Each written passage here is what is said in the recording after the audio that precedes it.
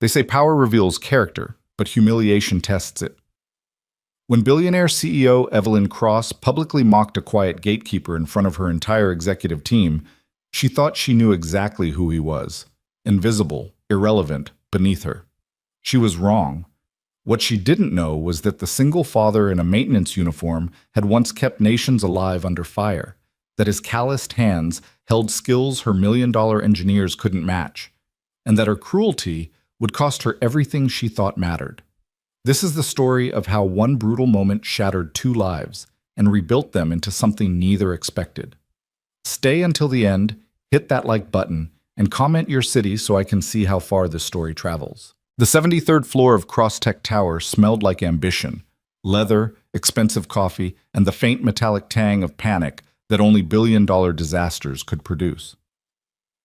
Evelyn Cross stood at the head of the obsidian conference table, her Louboutin heels clicking against Italian marble as she paced.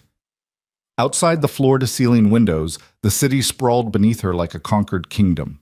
Inside, her executive team sat rigid in their chairs, tablets glowing, faces pale. "Explain it again," Evelyn said, her voice cold enough to frost the glass. Slowly this time, as if I'm not the person who built this company from 23 employees to a $20 billion valuation. Marcus Chen, her chief technology officer, swallowed hard. His tie was loosened, the first sign of weakness she'd seen from him in 3 years. The server architecture is collapsing. We have redundancy protocols, but something's bypassing them. Every backup is failing simultaneously. If we can't stabilize the core systems he glanced at his watch. 4 hours and 17 minutes. We lose everything, the entire global launch. Client data across 47 countries. Financial records. Everything. Everything, Evelyn repeated, letting the word hang in the air like a blade. And your team of elite engineers, the ones I pay 6 figures to prevent exactly this scenario, they're telling me what? That they can't fix it? We're trying everything. Trying. Evelyn's laugh was sharp. I don't pay for trying, Marcus. I pay for results. This launch represents 18 months of development and $300 million in capital investment. Our shareholders are expecting... I know what they're expecting, Marcus interrupted, then immediately regretted it when Evelyn's green eyes locked onto him like targeting lasers. I apologize. But ma'am, this isn't a normal failure. Someone with deep system knowledge designed this. It's not a bug. It's sabotage. The room went silent except for the hum of electronics and the distant sound of the city 73 stories below. Evelyn's jaw tightened. She'd built Crosstech on ruthlessness and precision.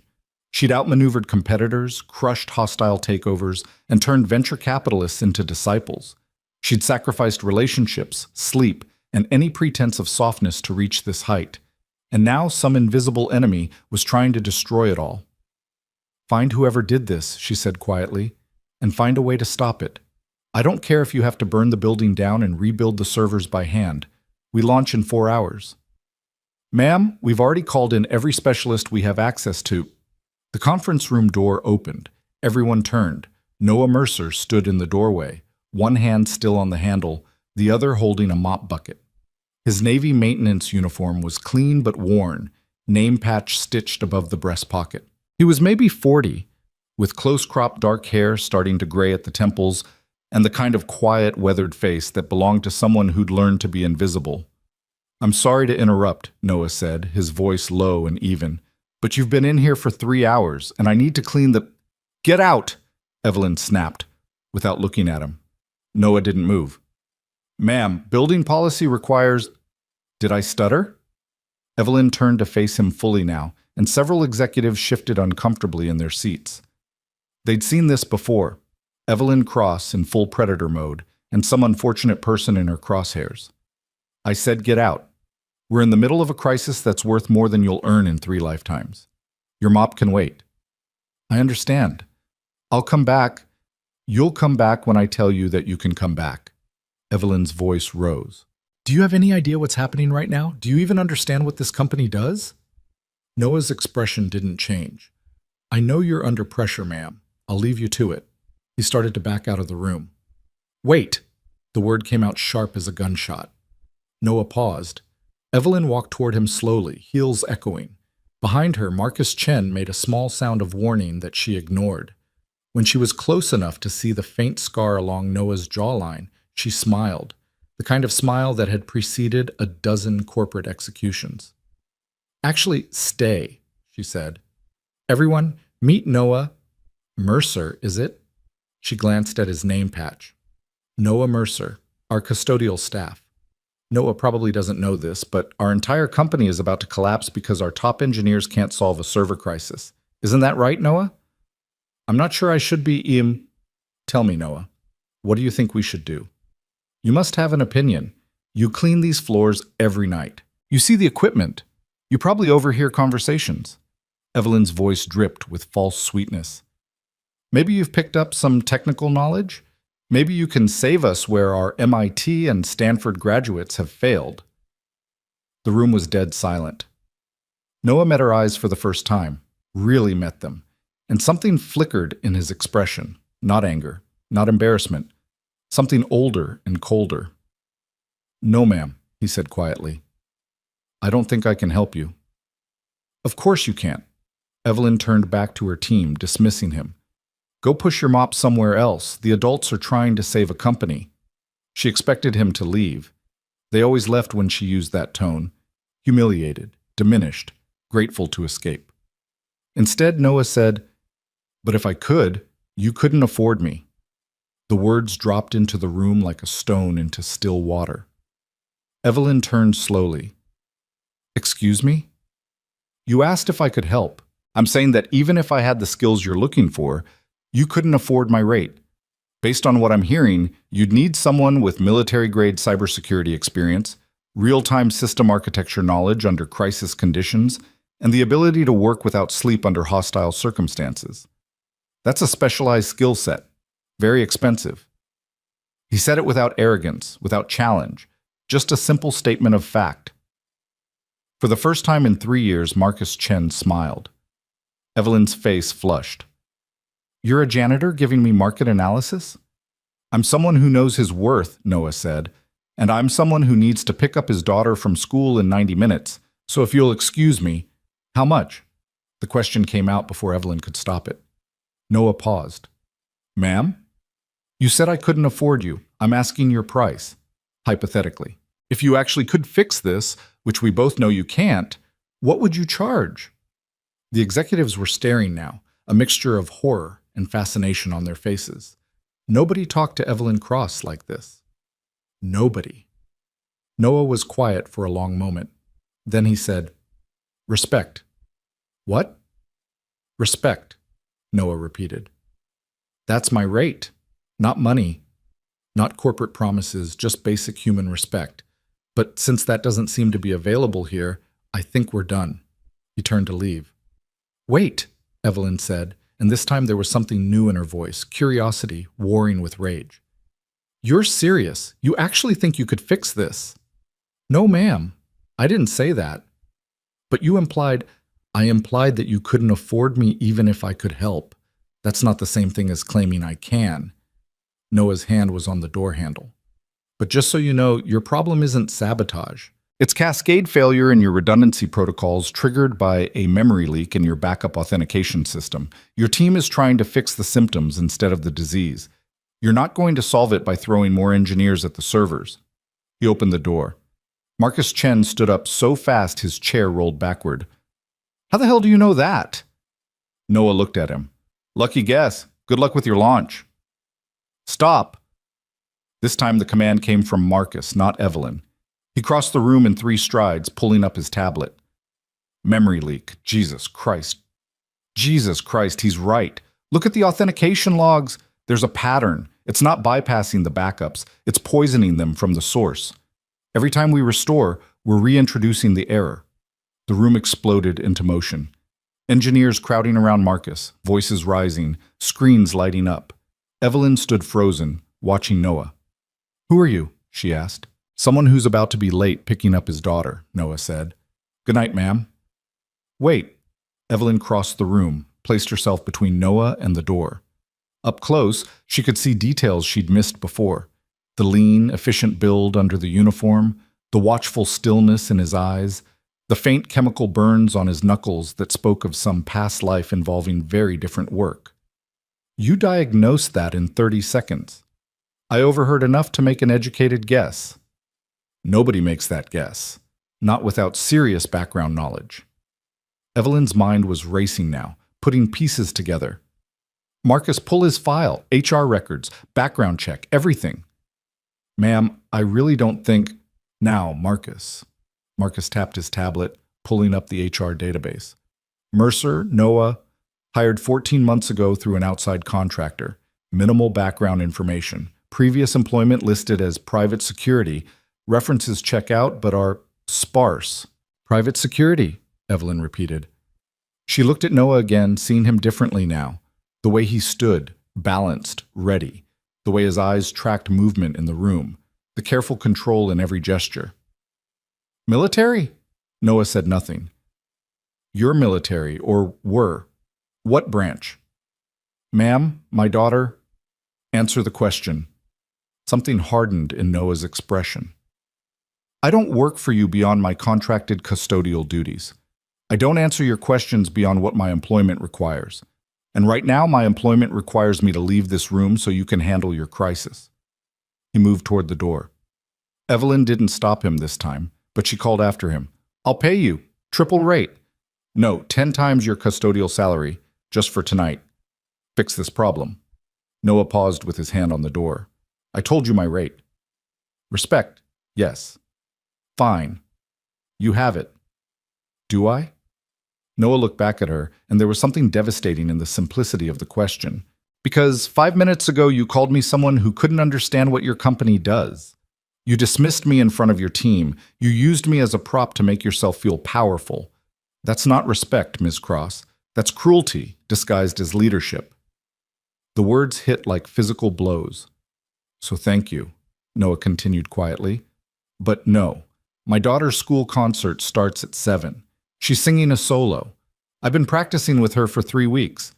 I'm not going to miss that for any amount of money, and I'm definitely not going to miss it to bail out someone who thinks basic human decency is beneath her. He left. The door closed with a soft click. The room stayed silent for exactly 10 seconds. Then chaos erupted. Engineers shouting theories, executives demanding action, Marcus trying to coordinate 3 teams simultaneously while tracking down Noah's full employment history. But Evelyn stood motionless, staring at the closed door. Nobody had ever spoken to her like that. Nobody had ever walked away. And nobody, ever, had diagnosed a cascade failure in her multi-billion-dollar system architecture by overhearing 30 seconds of panicked executive conversation. Ma'am, Marcus appeared at her elbow. I pulled deeper. Noah Mercer wasn't just military. He was Spec Ops, Cyber Warfare Division, classified deployments. He has clearance levels that took me 3 backdoor searches just to confirm exist. This isn't some guy who learned tech as a hobby. This is someone who kept battlefield command systems operational under active fire. Evelyn's stomach dropped. And he's working as a janitor. Single father, Marcus read from his screen. Sole custody of a 9-year-old daughter. Wife died 4 years ago. He left active service shortly after. No arrests, no red flags. He just disappeared into civilian life. Found this job through a contractor who probably never looked past his references. Find him, Evelyn said. Ma'am? Find him. Apologize. Offer him whatever he wants. We need him. Marcus hesitated. He was pretty clear about, I don't care what he was clear about. This company is going to collapse if we can't stabilize those servers. And apparently the one person in this building who actually understands the problem is mopping floors on the 42nd level. So find him, Marcus. Convince him. Do whatever you have to do. And if he says no, Evelyn finally looked away from the door. Then we lose everything. Noah Mercer walked through the stairwell.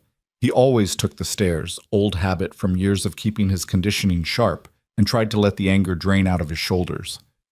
It wouldn't help. Anger never helped. Sarah needed him calm and present tonight, not bitter about some billionaire CEO's casual cruelty. He'd learned to be invisible. It was safer that way. After Melissa died, after he'd left the service and taken Sarah out of the life that came with military deployments and classified operations, He'd wanted simplicity, wanted to be present, wanted to be the father Melissa would have wanted him to be. So he'd taken a job that let him work nights when Sarah was sleeping, that paid enough to cover their small apartment and her school expenses, that didn't ask questions about the gaps in his resume or why someone with his clearance levels was applying to push a mop. Most days, it worked. Most days, he was just another invisible worker in a building full of people too important to notice him. But some days, days like today, he remembered what it felt like to be someone else, someone whose opinion mattered, someone whose skills meant something. His phone buzzed. Text from Sarah's school. Reminder, winter concert tonight at 7 p.m. Please arrive by 6:45 for seating. Noah smiled despite everything. Sarah had been nervous about her solo for weeks. They'd practiced every night, her clear voice filling their tiny apartment, growing stronger and more confident.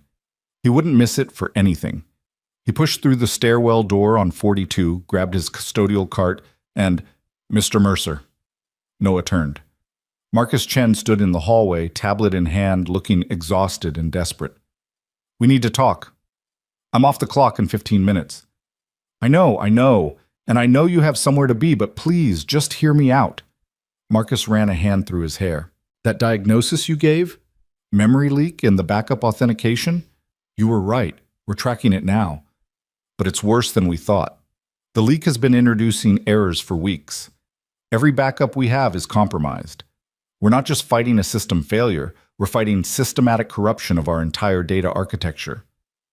"That's unfortunate," Noah said carefully, "but it's not my problem."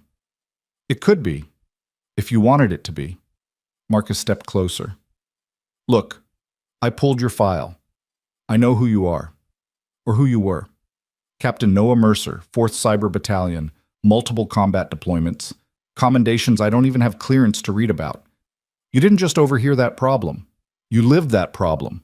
You've dealt with exactly this scenario under conditions that would make our current crisis look like a practice drill." Noah said nothing. "My boss was out of line up there," Marcus continued. "Way out of line. She knows it. I know it. But she's also right that we're in serious trouble. And you're right that we can't afford you, not if we're being honest about what your skills are actually worth. But I'm asking anyway. Not because of the company, because there are 47,000 employees worldwide who are going to lose their jobs if this launch fails. There are millions of users who are going to lose data they can't get back. There are—" "Stop," Noah said quietly. "I know the stakes. I always know the stakes." "Then help us." Noah looked at his watch. 6:07 p.m. Sarah's concert was at 7. It was a 15-minute drive to her school, plus time to park, find his seat. If he left right now, he'd be cutting it close. If he stayed— "I can't," he said.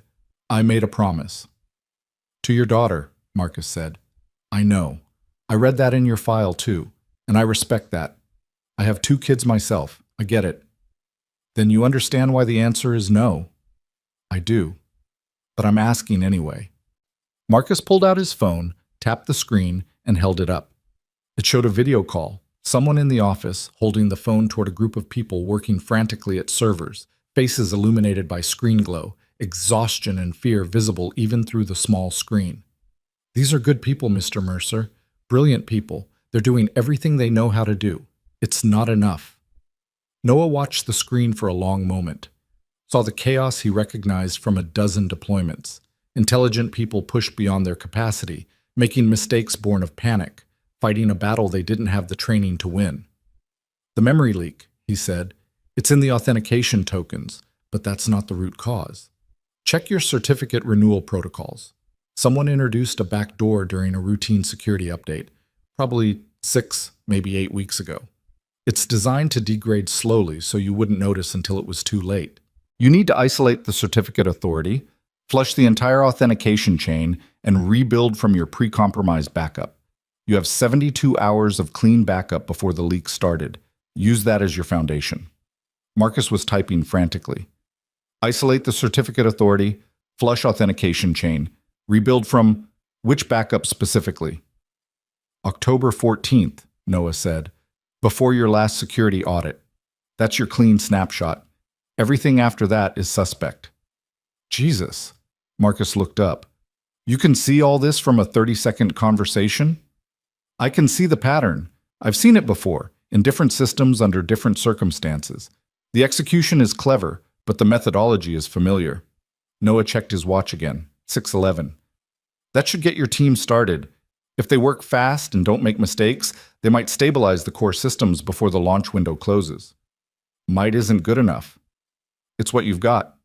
Mr. Mercer, Noah, please come upstairs, walk us through it. Make sure we do it right. I told you why I can't. Then let me offer something else. Marcus lowered his voice. What if I told you that your daughter's school concert doesn't start until 7:30, not 7? That the message you got was wrong. I checked with the school after I pulled your file. You have more time than you think. Noah stared at him. You called Sarah's school? I called a lot of places in the last 20 minutes. Marcus didn't look apologetic. And yes, that was invasive and probably inappropriate, but I'm trying to save 47,000 jobs, and you're the only person I've met tonight who actually understands what's happening. So yes, I made some calls. And yes, you have time. Not much, but enough. Noah's jaw tightened. The anger was back, hot and familiar. You had no right. I know, I'm sorry. But I'm also not sorry, because if I hadn't made those calls, you'd be leaving right now thinking you were about to miss your daughter's concert when you actually have almost 90 minutes, which means you could spare 30 minutes upstairs, help us avoid complete disaster, and still make it to that school with time to spare. For a long moment, Noah didn't move. Then he said, if I miss that concert because of this, there isn't enough money in your company to pay what I'll cost you. Are we clear? Crystal. And I work alone. I don't want your engineers second-guessing me or asking questions. I don't want managers hovering. I fix it my way, and everyone else stays out of my path. Done. And when this is over, Ms. Cross apologizes. Publicly, in front of the same team she humiliated me in front of. Marcus hesitated. I can't promise that. Evelyn doesn't apologize. It's kind of her thing. Then she'll learn a new thing, Noah said, because that's my rate, not money. Respect. Starting with an acknowledgement that what she did up there was wrong. I'll do my best. Your best isn't good enough. Get me her word or I walk. Marcus pulled out his phone, typed rapidly, and waited. 10 seconds later, it buzzed. He read the screen, then looked up. She agrees. Fix this, and she'll apologize in front of the full executive team. In writing. Are you kidding? Do I look like I'm kidding? Marcus sighed, typed again, and waited. Another buzz. Fine. In writing. Formal apology, delivered in front of witnesses. Is there anything else, or can we actually start saving this company now? Noah grabbed his cart, pushed it into the utility closet, and stripped off his maintenance uniform. Underneath, he wore a plain black t-shirt and tactical pants. Old habits died hard. Take me to the server room. And Marcus? Yeah? If your boss tries that condescending act again while I'm working, I'm gone. I don't care if the building is actively on fire. Understood? Understood. They took the elevator up in silence. Noah used the time to center himself, pushing away the anger and the resentment and focusing on the problem. It was what he'd been trained to do. Compartmentalize, prioritize, execute. Feelings could wait. The mission came first, except his mission wasn't supposed to be corporate server failures anymore. His mission was supposed to be getting Sarah to her concert on time, making sure she felt confident before her solo, being present and steady in her life the way Melissa would have wanted. But as the elevator climbed, Noah felt the old reflexes clicking into place, the calm that came from knowing exactly what needed to be done, the clarity that came from having a problem he actually knew how to solve. Maybe, he thought, he could do both. The elevator doors opened on 73. Evelyn Cross stood waiting in the hallway. She'd removed her suit jacket. Her blonde hair was pulled back in a severe ponytail, and her face was pale but composed. When she saw Noah, something flickered in her expression. Embarrassment, maybe, or anger at being forced to negotiate. Mr. Mercer, she said, thank you for coming back. I haven't agreed to anything yet, Noah said. Marcus told me you'd apologize for what happened downstairs. I will. After you fix the problem. Before. Now. Evelyn's eyes narrowed. You're negotiating timing on an apology while my company collapses? I'm establishing the terms of our agreement before I start work. If you can't manage basic respect before I've done anything for you, there's no reason to believe you'll manage it after. They stood there, locked in mutual assessment. Then Evelyn said, "You're right. What I did downstairs was inappropriate and cruel. You didn't deserve to be spoken to that way. I apologize." "Say it like you mean it." "Excuse me?" "You're reading lines," Noah said. "You're checking a box so you can get what you want, but you don't actually think you were wrong. You just think you got caught. So either apologize like you actually understand why what you did was harmful, or I'm walking." Marcus made a sound like a small animal dying. Evelyn's face flushed red. "You have no idea what I know exactly what you think," Noah interrupted. "You think I'm leverage, a piece you can move around your board to solve your problem. You think that if you say the right words and make the right promises, you can manipulate me into doing what you want. But here's the thing, Ms. Cross. I've dealt with people like you before. People who think rank and money and power make them untouchable. And I've learned that the only way to deal with people like you is to establish boundaries immediately and enforce them without compromise." He turned toward the elevator. "Good luck with your launch." "Wait." Evelyn's voice was different now, quieter, strained. "Please." Noah stopped. "You're right," Evelyn said. "About all of it. I was cruel because I was scared, and I took that fear out on you because you were convenient and couldn't fight back. I humiliated you to feel powerful because my actual power, my company, my achievement, everything I've built was falling apart, and I couldn't control it. That was wrong. I'm sorry." She said it looking directly at him, no hedging, no conditions. Noah held her gaze for a long moment, then he nodded once. "Show me the servers." The relief on Marcus's face was almost comical. They walked through the executive level to a secure door marked Authorized Personnel Only. Marcus swiped his badge, pressed his thumb to a biometric scanner, and the door clicked open to reveal a stairwell leading up. "Server room is on 74, climate-controlled, redundant power, all the high-end security. After what you said about the authentication protocols, we've been trying to isolate the certificate authority, but we keep hitting cascade failures. Every time we think we've contained it, another system goes critical." "Because you're treating symptoms," Noah said as they climbed. "The authentication leak is poisoning your systems, but your engineers are trained to fix individual failures. They're not thinking in terms of systematic compromise." "And you are?" "I had to. In combat situations, you don't get second chances. If your command and control networks go down during an operation, people die. So you learn to think in terms of systemic integrity, total architecture, and cascade prevention. You learn to see the pattern underneath the chaos." They emerged into the server room, a cathedral of technology, thousands of blinking lights and humming processors arranged in perfect rows. Noah could hear the desperation before he saw it. Engineers shouting coordinates, technicians running between equipment racks, someone crying quietly in the corner. Marcus whistled sharply. "Listen up. This is Noah Mercer. For the next however long this takes, he's in charge. You do what he says, when he says it, without question. Clear?" A few engineers looked up, skeptical. One, a young woman with purple hair and exhausted eyes, said, "Who the hell is Noah Mercer?" "Someone who diagnosed our cascade failure in 30 seconds, Marcus said. "Someone who knows more about system architecture under crisis conditions than anyone in this room. And someone who's got 75 minutes before he has to leave whether we're done or not, so I suggest we stop asking questions and start following instructions." Noah walked to the nearest terminal, called up the system architecture, and started analyzing the authentication chains. It was worse than he'd thought. The backdoor had been sophisticated, designed by someone who understood both the technical systems and the human patterns of the engineers who maintained them. They'd introduced the vulnerability during a routine security update, hidden it inside legitimate certificate renewals, and built-in degradation timers that would ensure the failure happened during the highest stakes moment possible. "This wasn't random," Noah said. "This was targeted sabotage by someone with intimate knowledge of your systems." Evelyn, who'd followed them up, went very still. "What?" "Whoever did this knew your launch schedule, knew your backup protocols, knew exactly where to inject the failure to cause maximum damage." Noah pulled up authentication logs, traced the certificate chain, and found the insertion point. There. October 16th, 2:37 a.m. Someone with administrative access uploaded a compromised security patch disguised as a routine update. It's been degrading your systems ever since. October 16th, Marcus breathed. That was our quarterly security audit.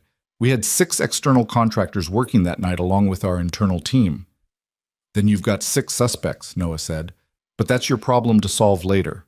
Right now, I need every engineer in this room to stop what they're doing and listen carefully. We're going to flush the entire authentication architecture and rebuild from your October 14th backup. That means every system goes offline simultaneously for approximately 8 minutes. Every connected device will lose connection. Every active process will terminate. It's going to look catastrophic. Do not panic. Do not try to fix individual failures. Let the system come back up on its own once the new authentication chain is established. 8 minutes, Evelyn said. Your shareholders are going to lose everything if we don't do this. Noah cut her off. So make your choice. 8 minutes of controlled chaos or total collapse in the next 90 minutes. Evelyn looked at Marcus. Marcus looked at Noah. Then she nodded. Do it. Noah turned back to the terminal. Everyone clear this area except for... He scanned the room. You. He pointed at the young woman with purple hair. What's your name? Kira. Kira, you look like you actually understand what you're looking at.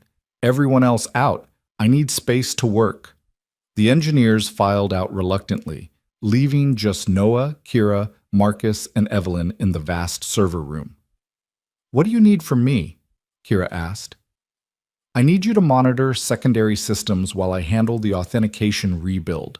When I give the signal, you'll initiate the October 14th restore on your terminal while I flush the corrupted certificates on mine. We have to hit the execute commands within 3 seconds of each other, or the systems will reject the new authentication chain and will crash everything. 3 seconds? Kira repeated. That's not a lot of margin. No, Noah agreed.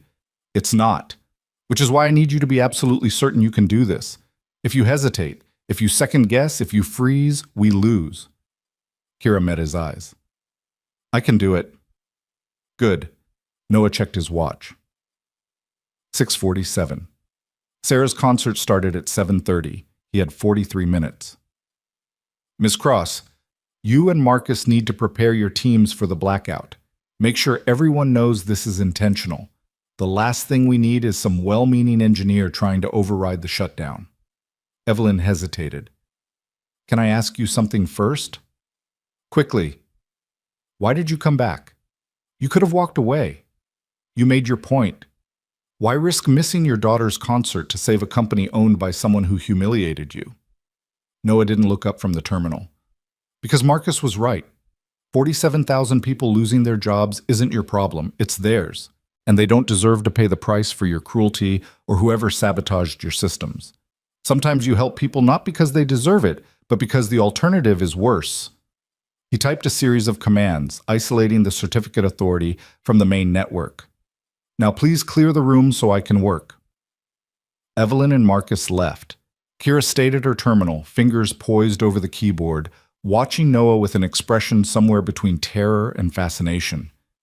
You really did this in combat? She asked. Different systems, same principles. Though usually there were fewer billion-dollar stakes and more immediate physical danger. Sounds awful. It had its moments. Noah pulled up the backup restoration protocols, verified the October 14th snapshot was clean, and began building the command sequence that would flush and replace the entire authentication architecture. You ready? No, Kira said honestly, but I'll do it anyway. That's the only readiness that matters. Noah's fingers moved across the keyboard in practiced patterns. Muscle memory from hundreds of similar operations, different equipment, same fundamental architecture. He could feel the system responding, the compromised protocols isolating themselves as he cut off their access to core functions. It was like surgery, removing infected tissue while keeping the patient alive. Prepare for execute on my mark, Noah said. 3, 2, 1, mark. They hit their keys simultaneously. For exactly 3 seconds, nothing happened. Then every light in the server room went red. Every screen went black. The ambient hum of thousands of processors dropped to silence. Kira made a small sound of panic. It's not. Wait, Noah said quietly. Count to 8. Don't touch anything. They counted together, watching the dead screens. 8 seconds felt like 8 hours. Then, somewhere deep in the server racks, something clicked. A single light turned green, then another, then 10, then 100. The screens flickered back to life, authentication protocols rebuilding themselves, systems coming online in cascading waves. Noah watched the progress bars tracking the rebuild. Come on, come on. 90 seconds later, the last system authenticated. Every light was green. Kira let out a breath that was half laugh, half sob. Holy shit, it worked. Check the authentication chains, Noah said. Make sure they're clean. Kira's fingers flew over her keyboard. All green. Authentication stable. Certificate authority responding normally. Backup protocols verified clean. Jesus Christ, we did it. Noah allowed himself exactly 3 seconds of satisfaction. Then he checked his watch. 7:02. He had 28 minutes to make it across town. Marcus burst back into the server room, tablet in hand, eyes wide. Primary systems are back online, secondary systems responding. Data integrity checks they're all passing. You actually did it. Kira helped, Noah said, already moving toward the door. Make sure you pay her more, and check your system access logs for October 16th. Whoever planted that back door needs to be identified before they try again. Wait, where are you going? I told you, my daughter's concert. But we need to debrief, document what you did, make sure you have Kira. She understands what we did. She can explain it to your team. Noah was at the door now, moving with the purposeful speed of someone who'd calculated timing down to the second. And Ms. Cross has my contact information if there are follow-up questions. Evelyn appeared in the doorway, blocking his path. Mr. Mercer, we need to discuss compensation. What you just did saved. We already discussed my rate, Noah said. You apologized. That was the deal. But surely you'll accept. I don't want your money, Ms. Cross. I want to watch my daughter sing. Now please move. She moved. Noah walked past her, through the executive level, to the elevator. He hit the button for the ground floor, and as the doors began to close, he heard Evelyn call out, "Thank you." He didn't respond. The doors closed. The elevator descended in silence. 73 floors to freedom.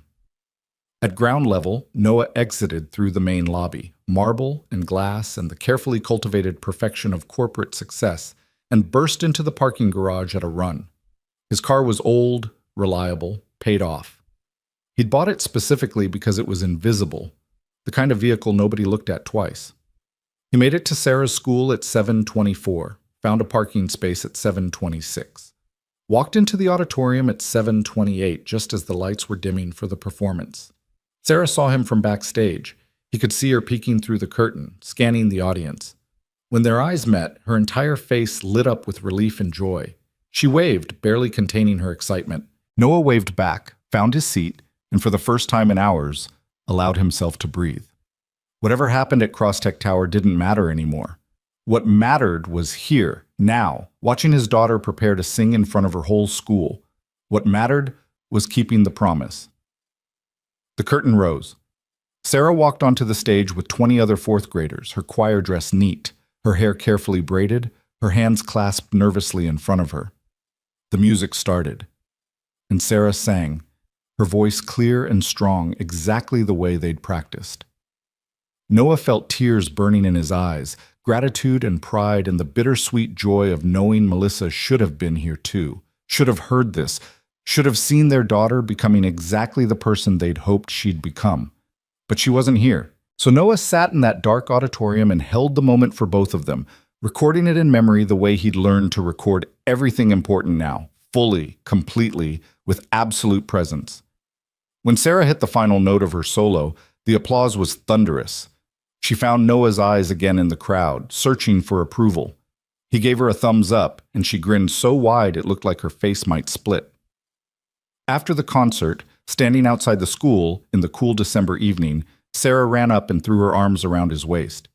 "Did you see? Did you hear? I didn't mess up even once." "You were perfect," Noah said, hugging her back. "Absolutely perfect. Your mom would have been so proud. I wish she could have been here. Me too, sweetheart. Me too.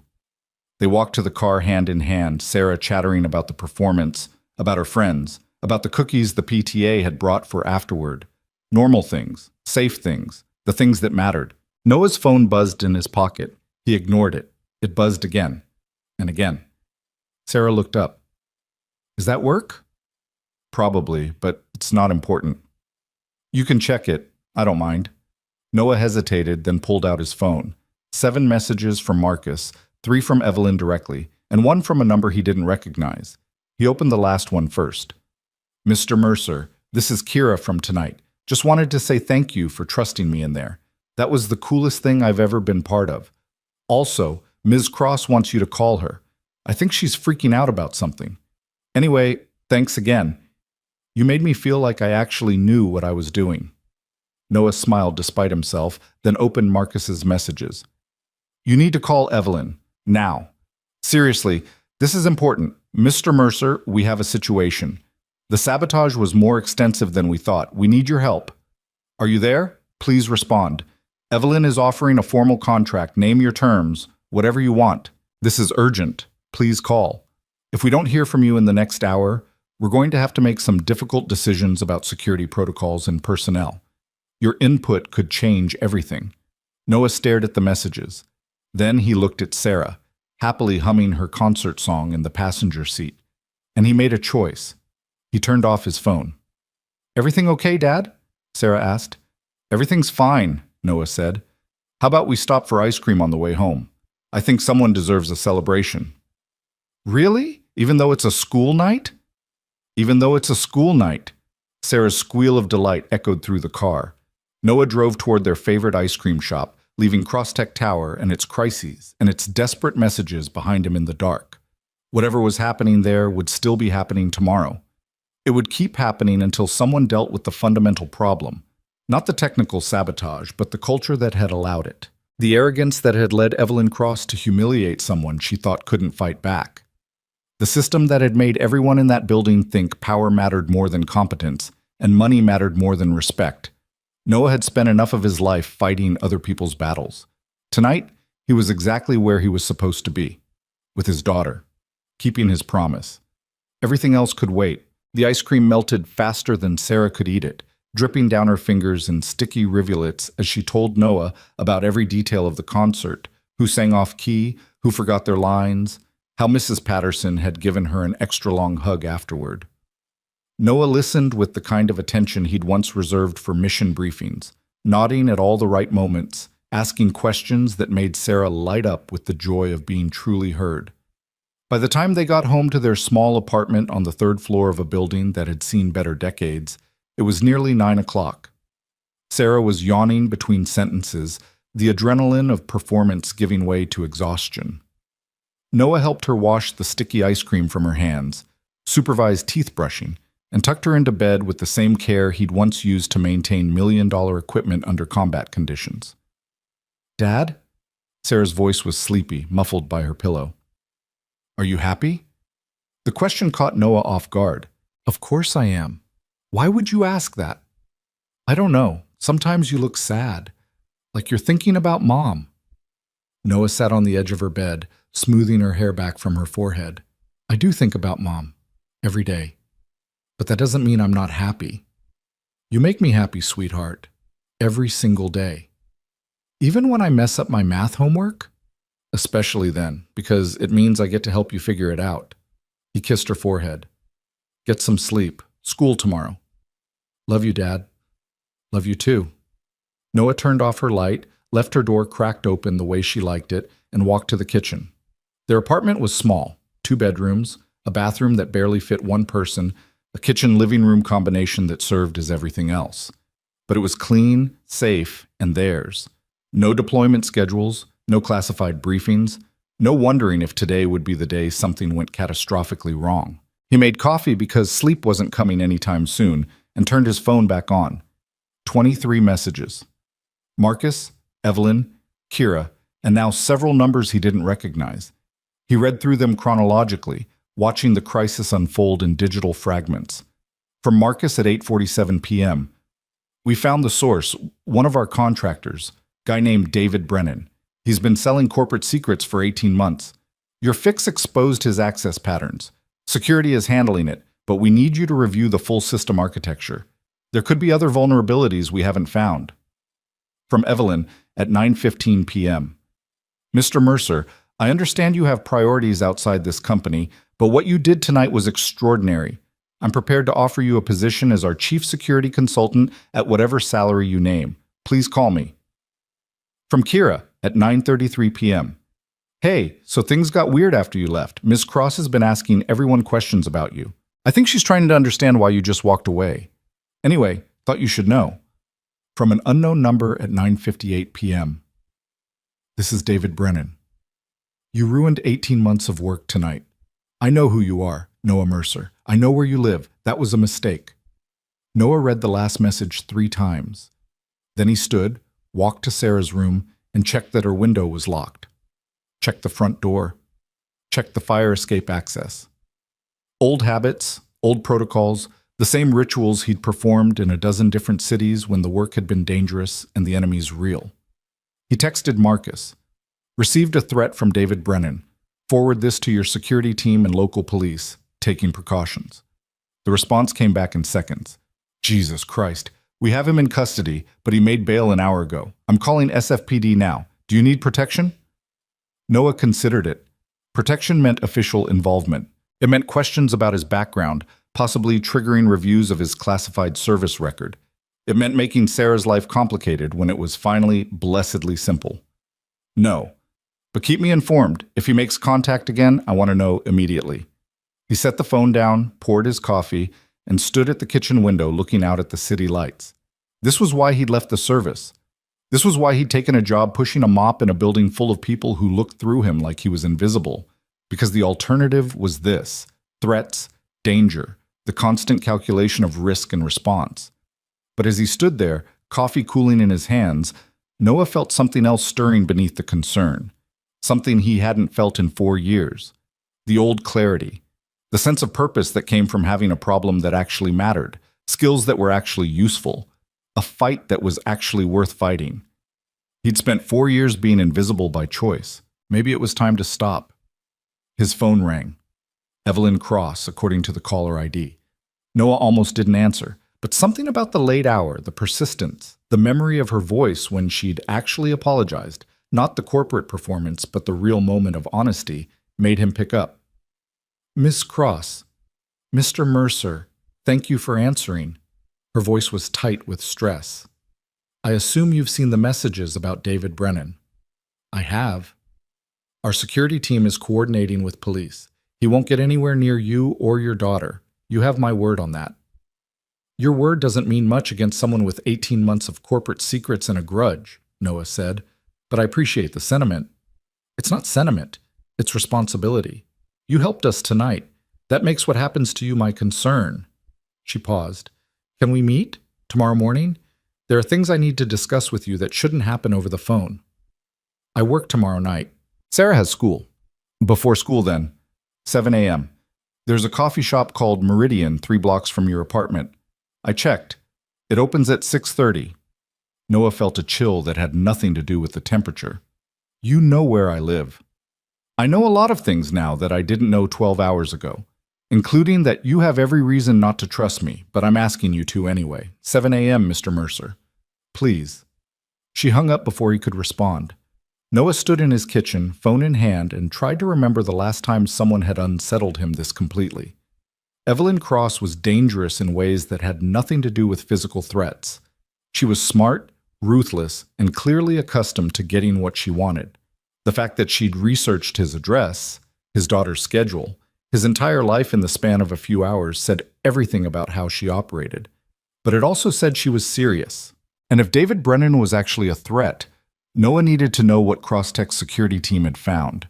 He texted back, 7 a.m., don't be late.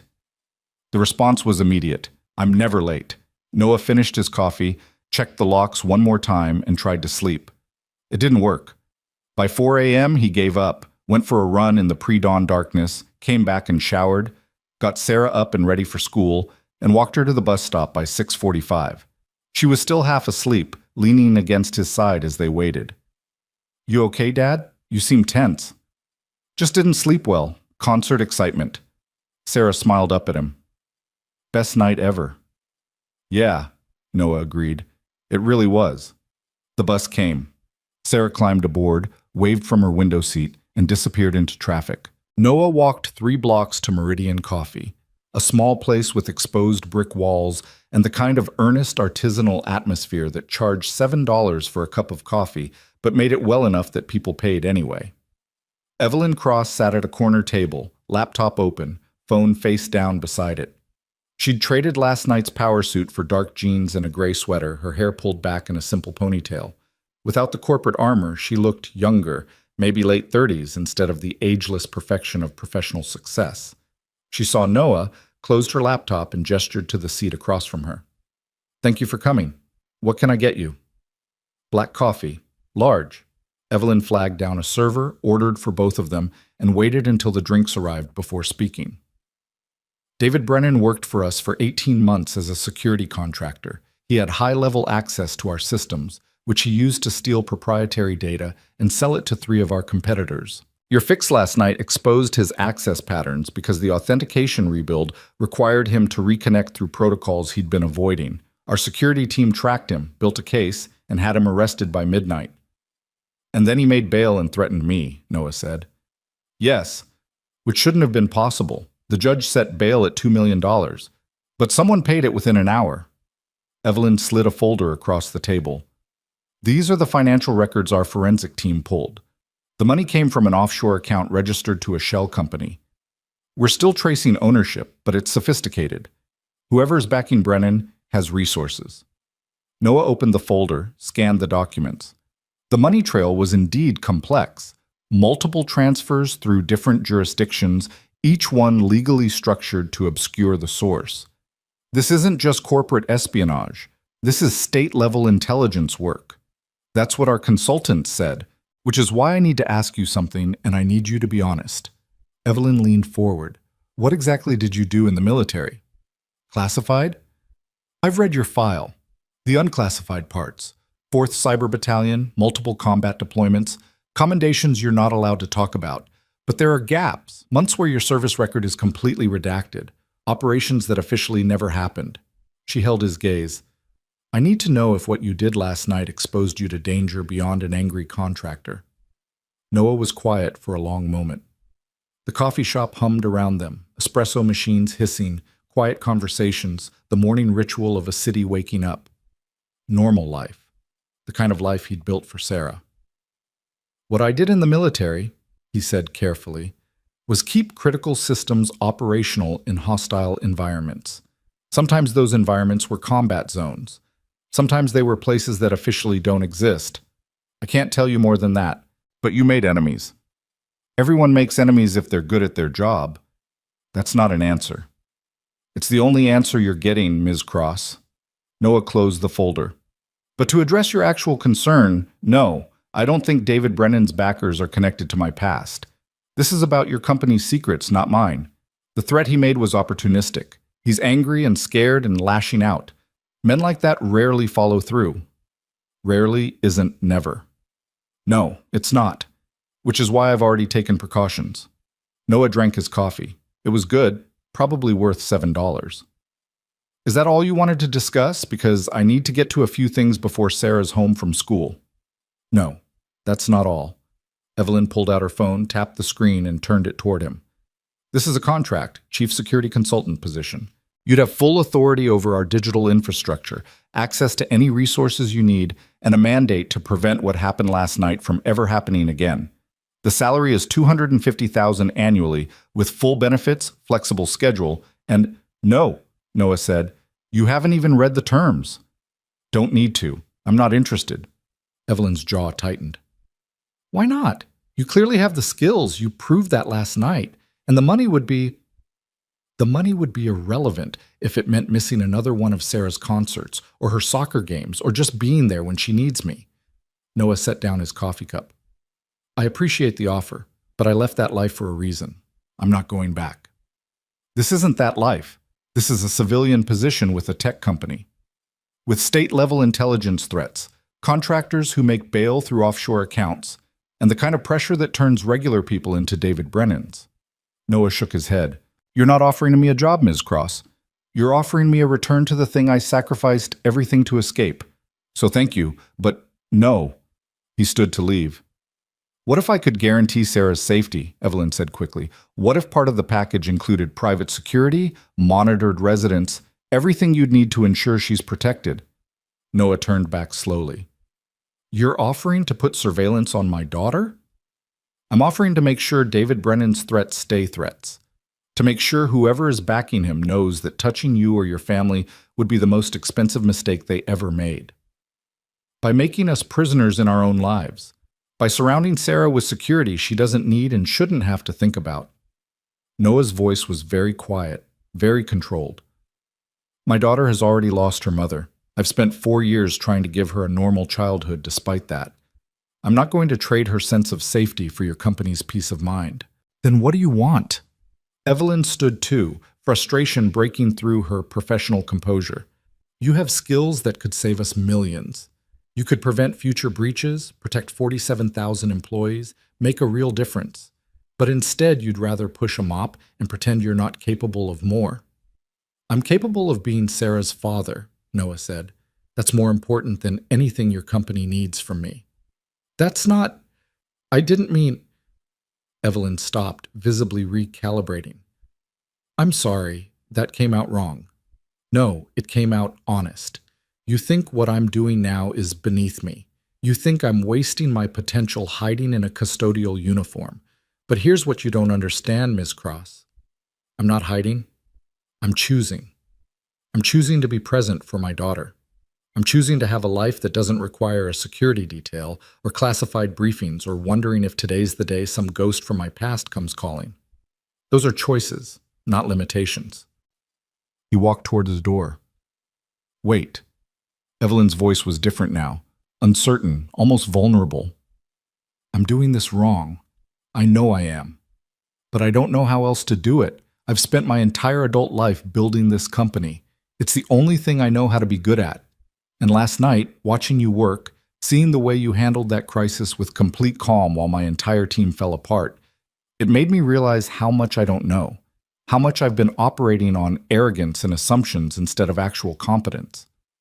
Noah paused with his hand on the door. You called me cruel, Evelyn continued. You were right. I've been cruel because I thought it was strength. I've been ruthless because I thought it was leadership. And last night, when you walked away from my money and my offers and my attempts at manipulation, you showed me what actual strength looks like. I want to learn that. I need to learn that. But I don't know how without your help. Noah turned around. You're asking me to teach you to be a better person? I'm asking you to teach me to be a better leader. To show me how someone with your skills and your background chooses to be present instead of powerful. To help me understand how you separated your worth from your work. She met his eyes. And yes, in the process, to keep my company from falling apart and my employees from losing everything. But mostly the first part. For a long moment, Noah didn't speak. Then he said, 3 conditions. Name them. 1. I work part-time, flexible hours, and only when it doesn't conflict with Sarah's schedule. I'm not negotiating on this. Agreed. 2. I'm a consultant, not an employee. I advise, I identify problems, I recommend solutions. But I don't get pulled into corporate politics, board meetings, or any of the performance theater that comes with executive positions. Agreed. 3. You stop trying to control me. No researching my address. No investigating my background beyond what I choose to share. No making decisions about my life without asking. You want to learn about actual strength? It starts with respecting boundaries. Evelyn flinched but nodded. Agreed. All 3 conditions. Should I have a lawyer draw up? Your word is enough. We'll start with a trial period, 1 month. If it works, we continue. If it doesn't, we part ways with no hard feelings. And the salary? Noah named a figure that made Evelyn blink. That's less than half what I was offering. It's what I need to cover Sarah's expenses and give us some security. I don't want more than that. More comes with expectations. Expectations come with obligations. I'm trying to keep my life simple. Evelyn extended her hand. Deal. Noah shook it, her grip firm and businesslike, and tried not to think about all the ways this could go wrong. About how stepping back into that world, even as a consultant, even part-time, meant opening doors he'd spent 4 years keeping closed. About how David Brennan's threats might be the least of his concerns if the wrong people learned he was working in private sector security again. But he thought about Sarah's college fund, currently sitting at $7,000 and growing slowly. About the leak in their apartment bathroom that the landlord kept promising to fix but never did. About the way Sarah's shoes were getting tight and her winter coat was fraying at the cuffs. About having the resources to give her not just necessities but opportunities. Sometimes you made compromises. Sometimes you took risks. Sometimes you chose the complicated path because the simple one wasn't actually working as well as you pretended. When do you want me to start? Noah asked. Today. Right now. I'll have Marcus brief you on everything we found about Brennan's network. You can work remotely if that's easier. Tomorrow. I need to arrange some things. Make sure Sarah's schedule is covered. Talk to my supervisor about changing shifts. I'll handle your supervisor. Consider yourself on leave from custodial duties effective immediately. Noah frowned. I'd rather... Mr. Mercer. Noah. You just agreed to help me rebuild my company's security infrastructure. I think I can manage the politics of transferring you from maintenance to consulting. She smiled, and for the first time it looked genuine instead of calculated. Let me do this one thing without a negotiation? Fine. But I'm keeping my uniform. I earned it. I wouldn't expect anything less. They left the coffee shop together, stepping into morning sunlight that painted the city in shades of gold and shadow. Evelyn's car, a sleek black sedan that probably cost more than Noah's annual salary, was parked illegally at the curb with a ticket tucked under the windshield wiper. She removed it without looking, dropped it in her purse. You just going to pay that? Noah asked. Cost of doing business. She opened the driver's door, then paused. Can I ask you something personal? You can ask. I might not answer. Your daughter's mother. The file said she died 4 years ago. Was it related to your military work? Noah's expression went very still. No, it was cancer. Stage 4 pancreatic. She was gone 6 weeks after diagnosis. I'm sorry. So am I. Noah looked at the city, the morning traffic, the ordinary chaos of ordinary lives. She made me promise that I'd give Sarah the childhood she deserved, that I wouldn't let the work consume me the way it was starting to. She died knowing I'd keep that promise. So when you offer me money or position or anything else, understand that I'm not turning it down because I don't want success. I'm turning it down because I already promised someone I loved that success isn't what I'm chasing anymore. No, Evelyn was quiet for a moment. Then she said, She must have been remarkable. She was. She saw things in me I didn't see in myself. She made me better.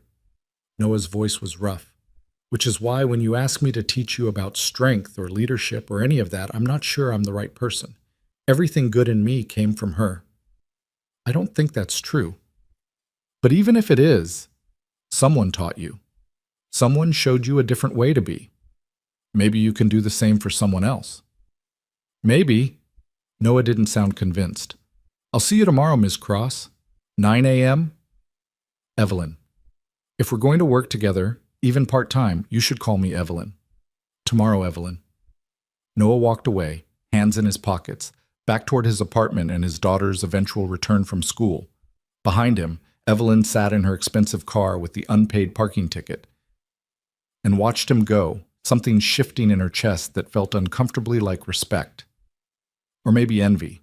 Or maybe just the first whisper of understanding that everything she'd built her life around might matter less than she'd spent 38 years believing. She drove back to Crosstech Tower, rode the elevator to the 73rd floor, and found Marcus waiting with 3 security consultants, 2 lawyers, and a complete breakdown of David Brennan's network infiltration. Where have you been? Marcus asked. We've been trying to reach you for an hour. Recruiting, Evelyn said. Noah Mercer starts tomorrow as our chief security consultant. Clear his background check, set up his access credentials, and make sure everyone knows he has my full authority on all security matters. You convinced him to take the job? Eventually, it required actual honesty, which turned out to be more effective than money. Evelyn dropped her bag on her desk. What's the situation with Brennan? In the wind. He violated bail conditions and disappeared. Police have a warrant, but no leads. Marcus pulled up surveillance footage. We traced his access backward through 18 months of logs. He wasn't just stealing data, he was mapping our entire corporate structure, documenting our relationships with clients, even tracking individual employee patterns. This wasn't opportunistic theft. This was systematic intelligence gathering. For what purpose? Unknown. But whoever bought that information now knows everything about how Crosstech operates, our vulnerabilities, our strengths, our expansion plans.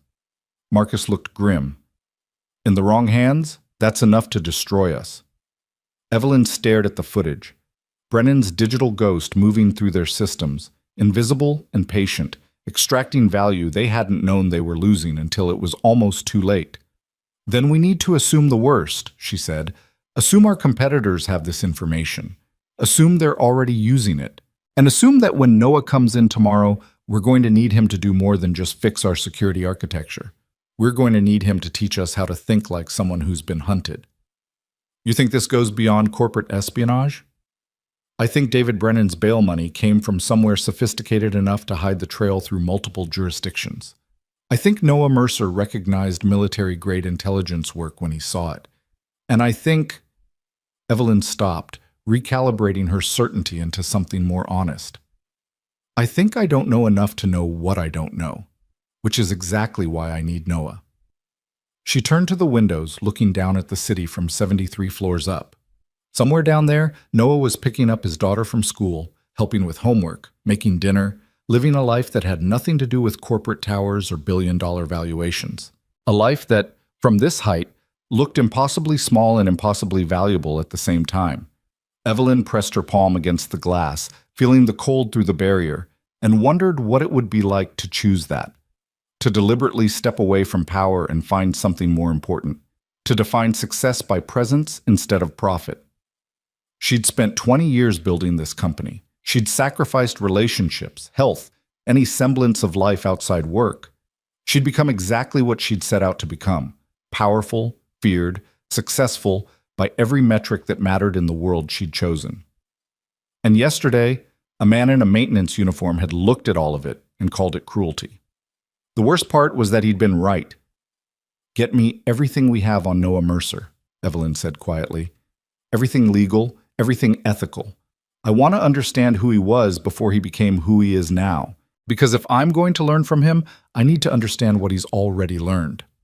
Evelyn, Marcus said carefully, he specifically told you not to investigate him. He said not to make decisions about his life without asking. He said to respect his boundaries. He didn't say I couldn't try to understand him better. She turned from the window. There's a difference between invasion and education, Marcus. I'm trying to learn the difference. Marcus looked at her for a long moment, something like concern crossing his features. Are you okay? You've been different since last night, since he showed me that everything I thought was strength was actually fear, Evelyn finished. No, Marcus, I'm not okay, but maybe that's the first honest thing I've been in years. She walked to her desk, opened her laptop, and started reading through the security reports. Started preparing for tomorrow when Noah would arrive and begin the complicated work of teaching her company, teaching her how to be better. Outside, the city hummed with its usual chaos. Inside Crosstech Tower, in the silence of the executive level, Evelyn Cross began the much harder work of admitting she didn't have all the answers. And somewhere across town, Noah Mercer picked up his daughter from school, listened to her talk about her day, and tried not to think about the fact that he'd just agreed to step back into the world he'd spent 4 years escaping. But he thought about it anyway. Because that's what happens when you're good at something dangerous. It never really lets you go. It just waits, patient and inevitable, for the moment when you'll need it again. And whether Noah was ready to admit it or not, that moment had arrived. Noah arrived at Crosstech Tower at 8:45 the next morning, 15 minutes early because old habits were carved into muscle memory. He dropped Sarah at school, watched her disappear into the building with her backpack and her friends, and felt the familiar weight of divided attention settling onto his shoulders. Part of him was already calculating pickup times, homework schedules, dinner plans. The other part was running threat assessments, mapping security vulnerabilities, preparing for whatever chaos Evelyn Cross's world would throw at him today.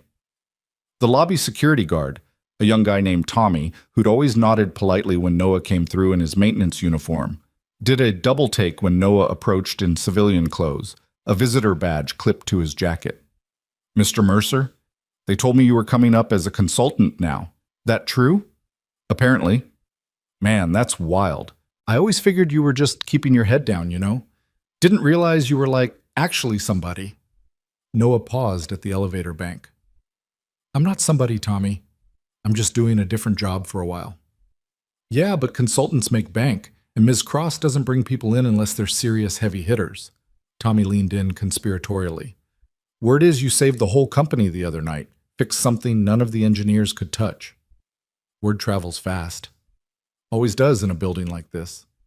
Anyway, good for you, man. Nice to see someone get recognized." The elevator arrived. Noah stepped in, pressed 73, and watched Tommy's face disappear as the doors closed. Recognized. The word sat uncomfortably in his mind. He didn't want recognition. He wanted to solve the problem, collect his paycheck, and get back to the life he'd carefully constructed away from people who knew his name. But as the elevator climbed, Noah admitted to himself that something had shifted. Yesterday, walking into that server room, feeling his hands move across keyboards with the old confidence, seeing the system respond to his commands, it had awakened something he'd been trying to keep dormant. Not ambition, exactly. Something quieter and more dangerous. Purpose.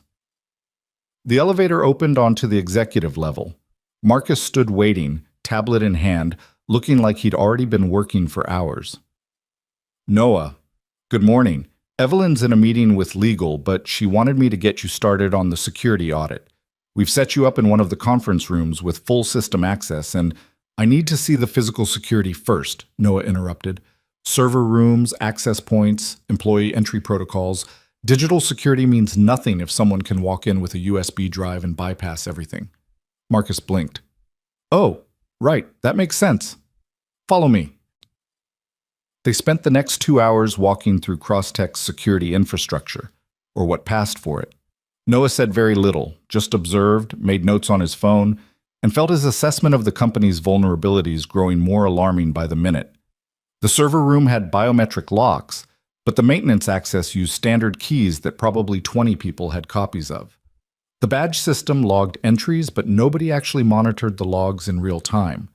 The backup generators had security cameras pointed at them, but the cameras themselves were on the same network as everything else, meaning anyone who compromised the digital systems could disable physical surveillance. "This is bad," Noah said finally, standing in the server room where he'd worked 2 nights ago. "This is really bad." "What do you mean? We have top-tier security. Cost us $3 million to install." "You have expensive security theater, but actual security requires integration, redundancy, and constant monitoring. You've got pieces of a system that don't talk to each other, protocols that assume good faith actors, and blind spots you could drive a truck through." Noah pulled up the access logs on his phone. Marcus had given him administrative credentials that morning. "Look at this. In the past week, you've had 47 instances of employees badging in after hours with no corresponding work authorization. Could be legitimate.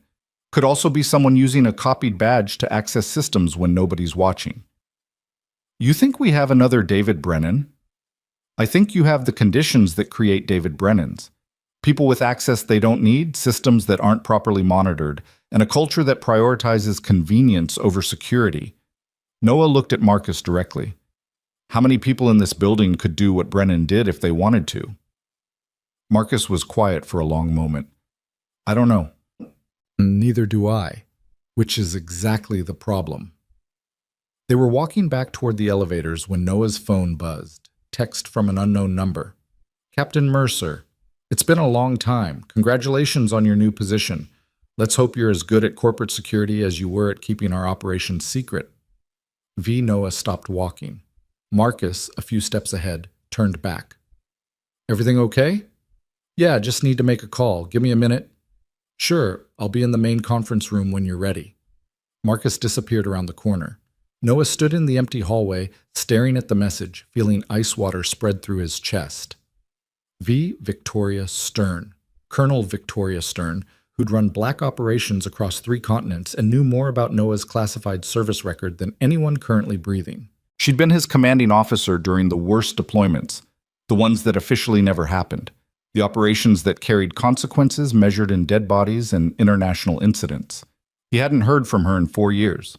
Noah stepped into an empty office, closed the door, and called the number. It rang twice. Captain Mercer. Victoria's voice was exactly as he remembered, crisp, controlled, the kind of voice that gave orders during artillery fire and expected them to be followed. Or should I say Mr. Mercer now? I understand you've retired from the interesting work. Colonel Stern, how did you get this number? Please, you know better than to ask questions like that. He could hear the smile in her voice. I've been keeping tabs on you, Noah, making sure civilian life was treating you well. And it was, wasn't it? Right up until 2 nights ago when you decided to step back into the game. I fixed a server problem. That's not the game. You exposed a sophisticated intelligence operation embedded in a major tech company. You demonstrated capabilities that a lot of people would prefer stayed forgotten. That's absolutely the game, whether you want it to be or not. Noah's grip tightened on the phone. What do you want? To give you a warning, David Brennan wasn't working alone, and he wasn't working for corporate competitors. The people backing him have resources that make Crosstech look like a lemonade stand. They're going to be very interested in the man who dismantled 18 months of careful infiltration in one evening. Then they can be interested from a distance. I'm not going back to that life. You think you have a choice? Noah, you've always been brilliant but occasionally naive. You put yourself on the map. You demonstrated value. People who trade in valuable assets don't just let them walk away because they want to play house with their daughter. The mention of Sarah sent rage through Noah's careful control. If anyone touches my daughter, relax. Nobody's threatening your kid. I'm trying to help you, believe it or not. The people behind Brennan are called the Covenant. They're a collective of intelligence brokers, ex-agency, ex-military, the kind of people who know how wars actually work and who's really pulling the strings. They sell information to the highest bidder regardless of nationality or ideology, and they're very unhappy that you've exposed their operation. Then they shouldn't have gotten caught. Noah, I'm serious. These aren't amateurs. They've been operating for a decade without anyone getting close enough to identify them. And now you've cost them millions in lost revenue and compromised one of their assets. They're going to respond. Let them try. That's exactly what I'm afraid you'll say. Victoria sighed. Listen, I know you left the service because of Melissa. I know you wanted a clean break, a normal life for Sarah. I respect that. But the world doesn't stop having problems just because you decided to stop solving them. And right now, whether you like it or not, you're in the middle of something that's going to require your old skills. I don't work for you anymore, Colonel. I'm not asking you to work for me. I'm asking you to be smart. Watch your back. Keep your daughter safe. And if things get complicated, when they get complicated, remember that you're not alone. There are people who owe you favors from the old days. People who remember what you did in places that officially don't exist. Use them if you need to. I don't want their help. Pride's going to get you killed, Captain. I'm not a captain anymore. You'll always be a captain. That's not rank, that's character. You don't stop being who you are just because you change your uniform. Victoria's voice softened slightly. Take care of yourself, Noah. And tell that daughter of yours that there are people in this world who are grateful her father kept them alive long enough to have families of their own. The line went dead. Noah stood in the empty office, phone in hand, trying to control the trembling in his fingers. The Covenant. He'd heard rumors during his service, whispers about a group that operated above national interests, selling secrets to whoever paid the most. He'd always assumed they were intelligence community legend, the kind of boogeyman story people told to justify their own paranoia. Apparently not. He took several deep breaths, forced his hands steady, and walked back to find Marcus. The conference room was set up exactly as promised. 3 monitors, system access terminals, secure workstation. Marcus had even brought coffee, the good kind from the executive break room. Sorry about that, Noah said. Where were we? Security audit. But actually, Evelyn's meeting just ended. She wants to see you in her office. Now? Yeah, she seemed pretty insistent. Noah followed Marcus down the hall to Evelyn's corner office. The door was open. She sat behind her desk, phone pressed to her ear, gesturing sharply as she spoke. When she saw Noah, she held up one finger, wait, and finished her conversation. I don't care what the board thinks, Jeffrey. We're not postponing the security overhaul just because it's going to inconvenience people. What happened 2 nights ago should never happen again, and if that means everyone in this building has to get used to new protocols, so be it. She listened for a moment, then cut him off. No, no more discussion. This is happening. Goodbye. She hung up, rubbed her temples, and looked at Noah. Please tell me you have good news. I have an accurate assessment of your security situation. Whether that's good news depends on your tolerance for bad news. That bad? Worse than you think. Better than it could be if we move fast. Noah sat down without being invited. You need a complete security overhaul. Physical and digital. New protocols for employee access. Real-time monitoring of all entry points. Segmented network architecture to prevent lateral movement if someone breaches the perimeter. It's going to be expensive, disruptive, and unpopular. How expensive? Noah named a figure that made Evelyn wince. That's more than our entire quarterly security budget. Then increase the budget. Because right now, you're one motivated insider away from losing everything again. David Brennan wasn't sophisticated. He just exploited weaknesses that nobody was paying attention to. Someone actually skilled could do 10 times the damage. Evelyn was quiet for a moment, processing. Then she said, What aren't you telling me? What do you mean? You came in here tense, more than the situation warrants. Something happened between the lobby and my office. So, what was it? Noah hesitated. He'd agreed to consult on security, not drag Evelyn into the complicated shadows of his past. But Victoria's warning echoed in his mind. When they get complicated, not if. When? I got a message, he said carefully, from someone I used to work with. They wanted me to know that David Brennan's backers are more sophisticated than we initially thought. Corporate espionage was just the surface. Underneath, there's an intelligence network called the Covenant. They trade information globally, no allegiances except to profit. And I apparently got their attention when I dismantled their operation here. Evelyn's face went pale. How dangerous are they? Dangerous enough that my former commanding officer called to warn me personally. Dangerous enough that you need to understand what you're getting into by keeping me on as a consultant. What I'm getting into? Noah, what are you getting into? You have a daughter. Well, which is exactly why I need to know how serious you are about security. Because if the Covenant decides Crosstech is a lost investment, they'll walk away. But if they decide there's still value to extract, or if they want to make an example of the people who exposed them, this gets much more complicated. And I need to know if you're prepared for that. Evelyn stood, walked to her window, and looked out at the city. 3 years ago, a competitor tried to poach our entire engineering team, offered them double salary, stock options, the works. I could have matched the offer financially, but instead I sat down with each person individually and asked them why they worked here, what it meant to them, what we were building together that mattered more than just a paycheck. 90% of them stayed, not because of money, but because of purpose. She turned back to Noah. I'm telling you this because you need to understand something about me. I'm not good at a lot of things. I'm not good at relationships or vulnerability or admitting when I'm wrong, but I am very good at commitment. When I decide something matters, I don't walk away. Not for money, not for convenience, not for fear. This isn't a competitor trying to poach your team. This is actual danger, I understand. But here's what I think you're not understanding.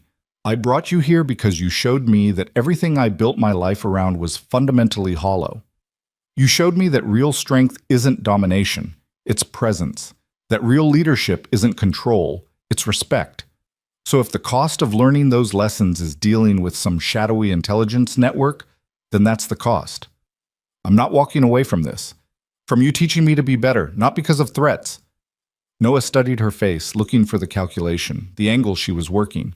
He found nothing but stubborn determination and something that looked uncomfortably like genuine conviction. You're serious, he said, completely. Even knowing this could get complicated, that it might require more than just security consultations, that the people I'm talking about don't play by rules or respect boundaries, even knowing that. Evelyn sat back down, met his eyes directly. But I have one condition. What? You don't face this alone. Whatever's coming, we deal with it together. Full transparency, combined resources, actual partnership. Because I'm betting the reason they think they can intimidate you is that you're trying to protect everyone by keeping them at a distance. Am I wrong? Noah didn't answer immediately. She wasn't wrong. That was exactly what he'd been doing for 4 years. Keeping distance, maintaining boundaries, ensuring that his past couldn't bleed into Sarah's present. But alone, against the covenant, he was a single target. Vulnerable. Predictable. With Crosstech's resources, with Evelyn's ruthless intelligence and Marcus's technical expertise, he was something different, something harder to threaten. Partnership has rules, Noah said finally. I'm not your employee and you're not my commanding officer. We're equals in this, or it doesn't work. Agreed. And Sarah stays out of it, completely. Whatever we do, however we respond, my daughter's life remains normal and untouched. That's non-negotiable. Of course, I would never. You would if you thought it was necessary. You would if you calculated that the benefits outweighed the costs. That's who you are, Evelyn. That's how you think. So I'm telling you now, before we get any deeper into this, my daughter is the line. Cross it, even with good intentions, and we're done, permanently. The words hung in the air between them, sharp and absolute. Evelyn nodded slowly. Understood. Sarah stays protected and separate. You have my word. Then we have a deal. Noah extended his hand. Evelyn shook it, her grip firm, and for the first time since this entire situation began, Noah felt something like relief. He wasn't alone anymore. He'd chosen not to be. It was terrifying and pragmatic and possibly the smartest decision he'd made since leaving the service. Marcus appeared in the doorway. Sorry to interrupt, but we have a situation. David Brennan just posted a video online. It's going viral. He turned his tablet toward them. On the screen, David Brennan sat in what looked like a hotel room, unshaven and wild-eyed, speaking directly to the camera. My name is David Brennan. 2 nights ago, I was arrested for allegedly stealing information from Crosstech Industries. But what nobody's telling you is why I took that information or who I was protecting you from. Crosstech isn't just a tech company. They're developing surveillance systems for governments that suppress their citizens. They're building infrastructure that enables authoritarian regimes. And they're hiding it all behind corporate PR and progressive branding. Noah and Evelyn exchanged glances. Marcus turned the volume up. I took those files to expose what Crosstech really is, to show the world that Evelyn Cross isn't a visionary leader. She's a war profiteer dressed in designer suits. And the man they brought in to stop me? Noah Mercer? He's not some hero consultant. He's a black ops specialist with a classified record so dark that even mentioning his name in certain circles gets you disappeared. Ask yourself why Crosstech needs someone like that on their payroll.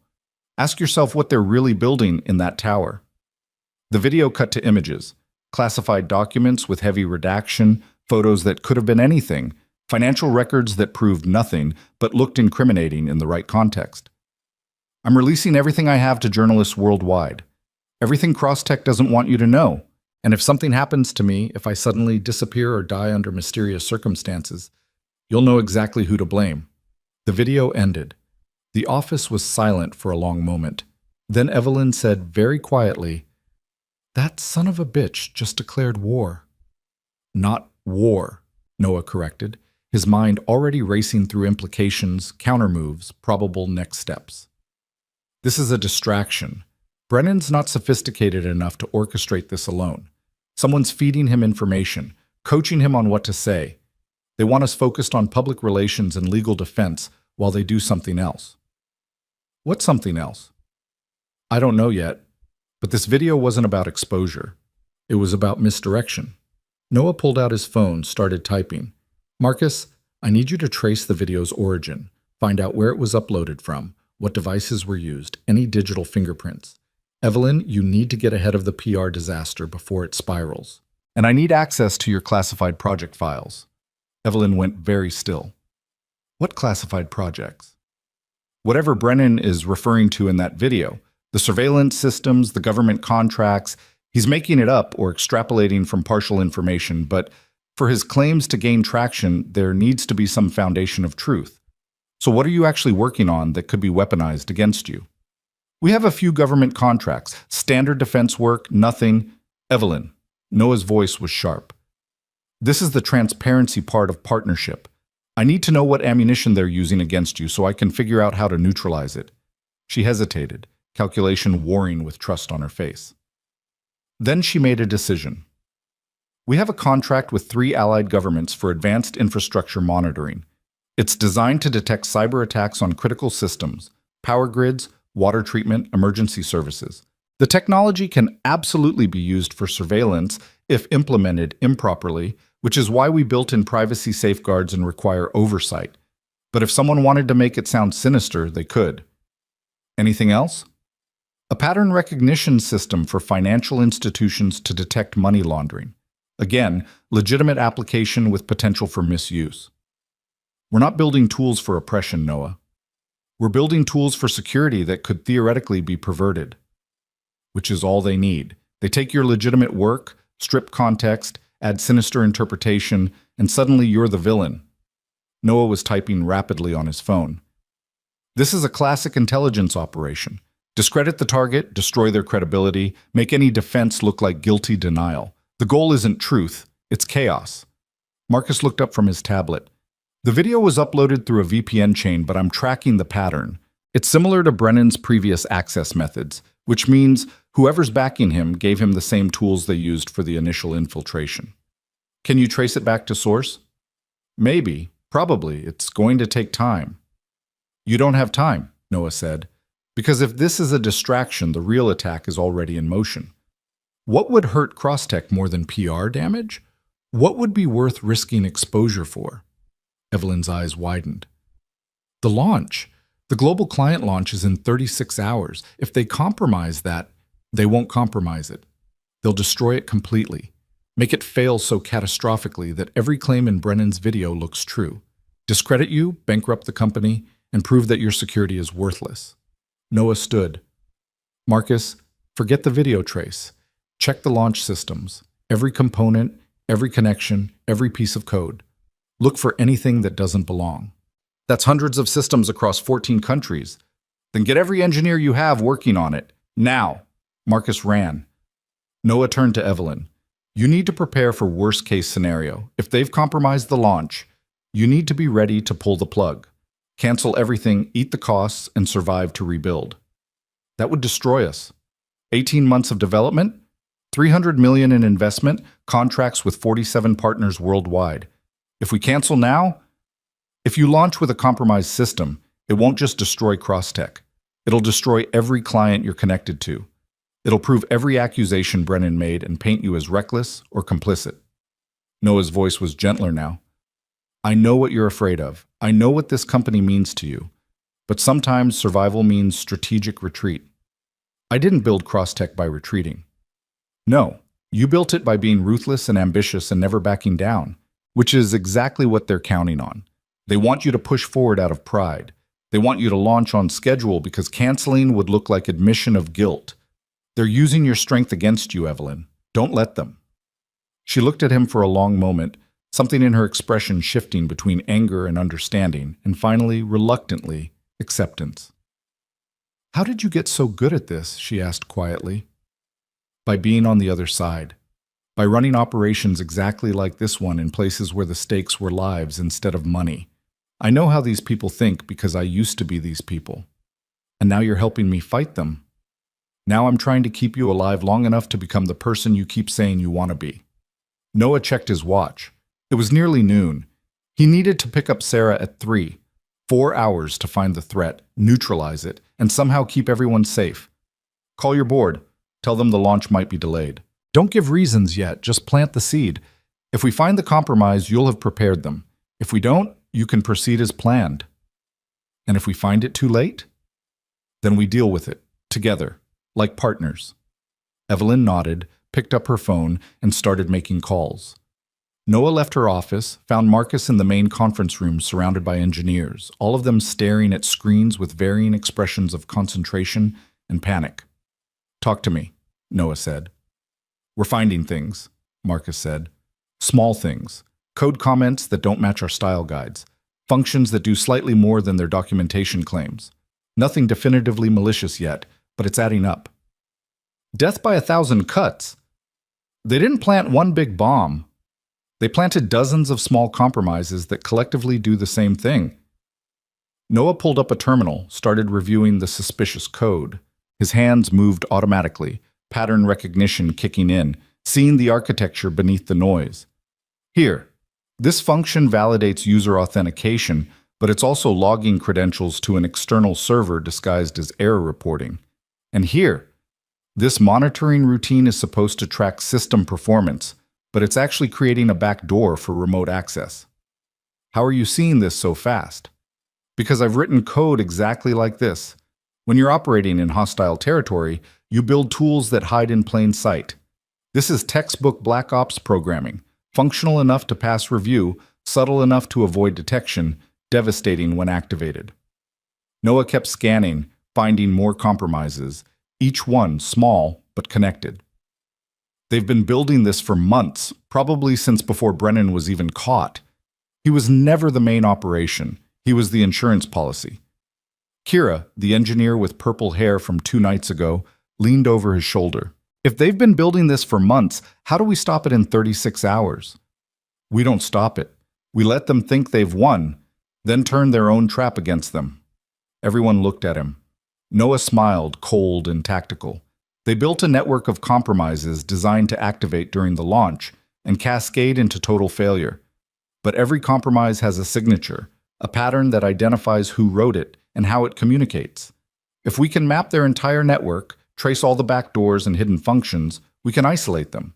And once they're isolated, we control them. You want to leave their traps in place? Marcus asked. I want them to activate their traps thinking they've won, only to discover we've been ready the entire time. I want them to expose themselves completely, every connection, every handler, every piece of their infrastructure. And then I want to burn it all down so thoroughly they never try this again. The engineers were staring at him now with a mixture of fear and excitement. That's insane, Kira said. Yes, Noah agreed. But it's also the only way to win. They have too many backdoors, too much embedded code, too much time invested. We can't find everything in 36 hours, but we can pretend we haven't found anything, let them proceed with confidence, and strike when they're fully committed. And if it doesn't work, Marcus asked, if we miss something or they adapt, then we crash the entire launch manually before their traps can activate. We lose the battle but survive the war. Noah looked at Marcus directly. I need your trust, all of you. This is going to look like we're failing right up until the moment we win. Can you live with that? The room was silent. Then Kira said, I'm in. Tell me what you need. One by one, the other engineers nodded. Marcus let out a long breath. All right, we do this your way. But Noah, if this goes wrong, I'll take full responsibility. Evelyn walks away clean, you all keep your jobs, and I disappear back into whatever hole I crawled out of. Deal? Deal. Noah checked his watch again, 2:30. He needed to leave in 20 minutes to get Sarah on time. Marcus, coordinate the teams. I need every compromise documented, every backdoor mapped, every connection traced. Work overnight if you have to. Tomorrow morning, we'll plan the counterstrike. He grabbed his jacket. I have to go. Now? In the middle of this? Yes. Because my daughter gets out of school in 30 minutes, and I promised her I'd never miss pickup. This operation happens on my schedule, or it doesn't happen at all.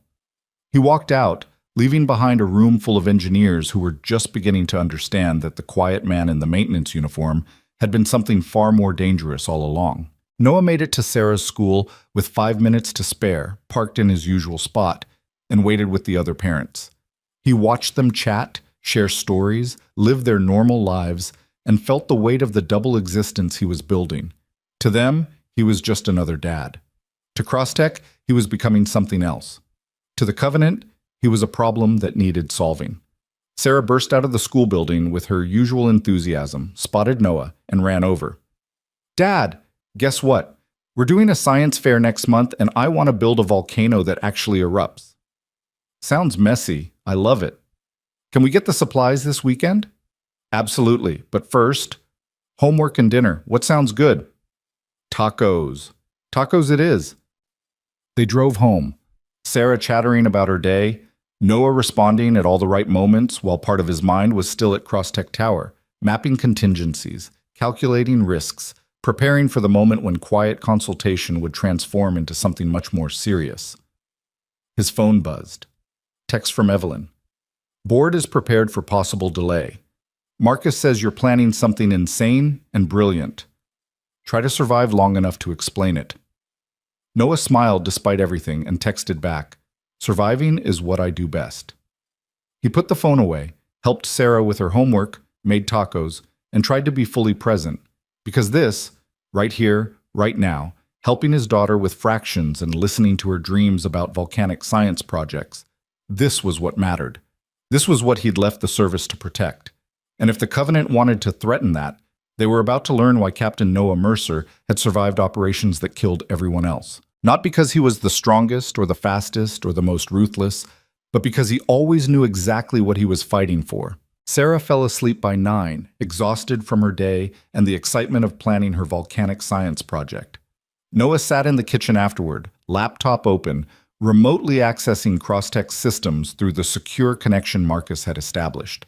The apartment was quiet except for the hum of the refrigerator and the distant sound of traffic from the street below.